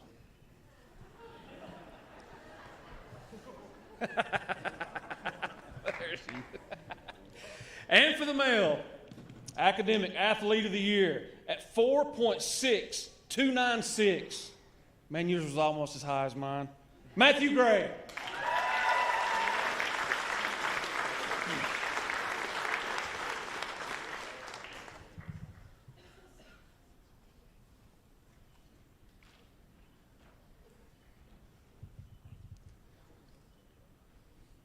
All right, for our senior female athlete of the year, you've heard so much about her already tonight. She has 4 individual state championships, 5 team state championships, for a total of 9 as she leaves Swain County High School. She's consistently refined her craft and competed against the best competition not only in the state, but in the nation. Numerous all-conference, all-state. She's a great young lady who is very responsible and has a deep care for her sports and her teammates. We're very excited to see what she does next year at UNCA. Miss Amelia Rogers.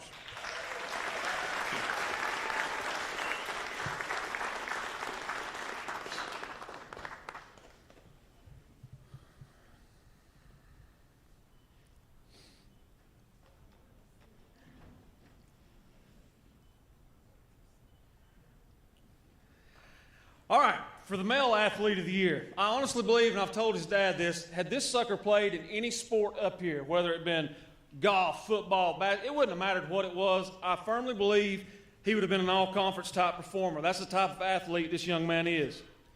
He has 4 individual state championships. He's been ranked all-state, all-region, all-Western North Carolina, all-world, all-universe, everything you can possibly be ranked. And he's also ranked number 1 in his class, and he will attend the Appalachian State University, Mr. Matthew Gray.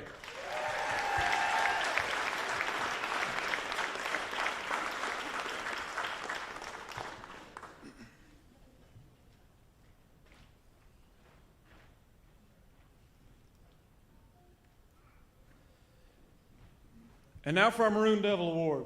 This award goes generally to someone who, man, like Coach Brown said, our best and then some. It's that then some. It's the person that goes above and beyond anything else that's asked of them.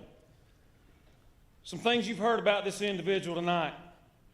11 total state championships. Numerous all-conference, all-state, all that good jazz. Here's the good part. High character. She leads by example. It was said that she's the glue that holds it all together. An unreal work ethic. And here's my favorite from having spent time with her. She's a fierce competitor. She holds others accountable.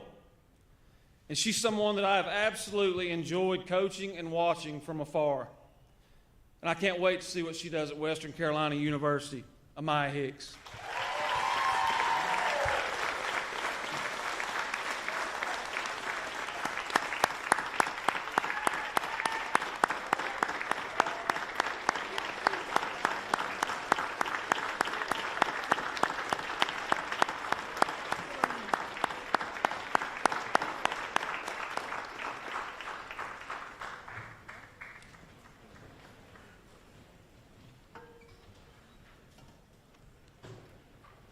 All right, Mr. Thomas, if you're still with us, head on down.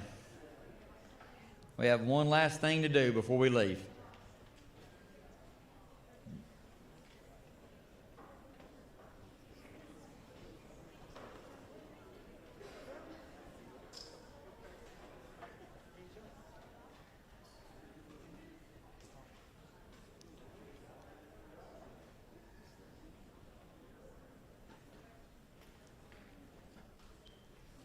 I told Mr. Thomas, as long as he's still with us and he's at these things, he will always close us with a school song. So that's what he's always done. That's what he's always going to do as long as he's with us.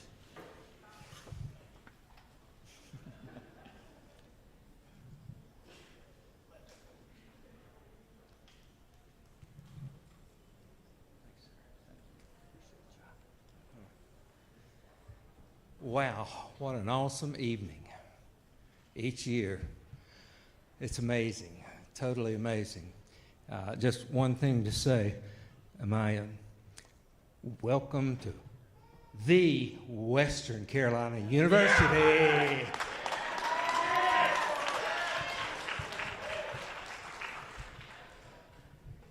Anyway, would you please stand? Tradition is strong here at Swain County High School. I'm proud to say I'm a native of Swain County, privilege of attending Bryson City Elementary School, Swain County High School, Western Carolina University. And each year it's great beyond words. And those of you who will be leaving us soon to pursue higher education, always remember, you bleed maroon and white. Our school song. Swain high, we ever praise thy nobleness, and we have for thee a feeling we can ne'er express. Thou art majestic, Swain high, 'neath the Carolina blue. We salute thee, Swain high, and to thee will e'er be true. With colors of maroon and white, with standards always for the right, we hail the alma mater and sing praises that are due. Whew.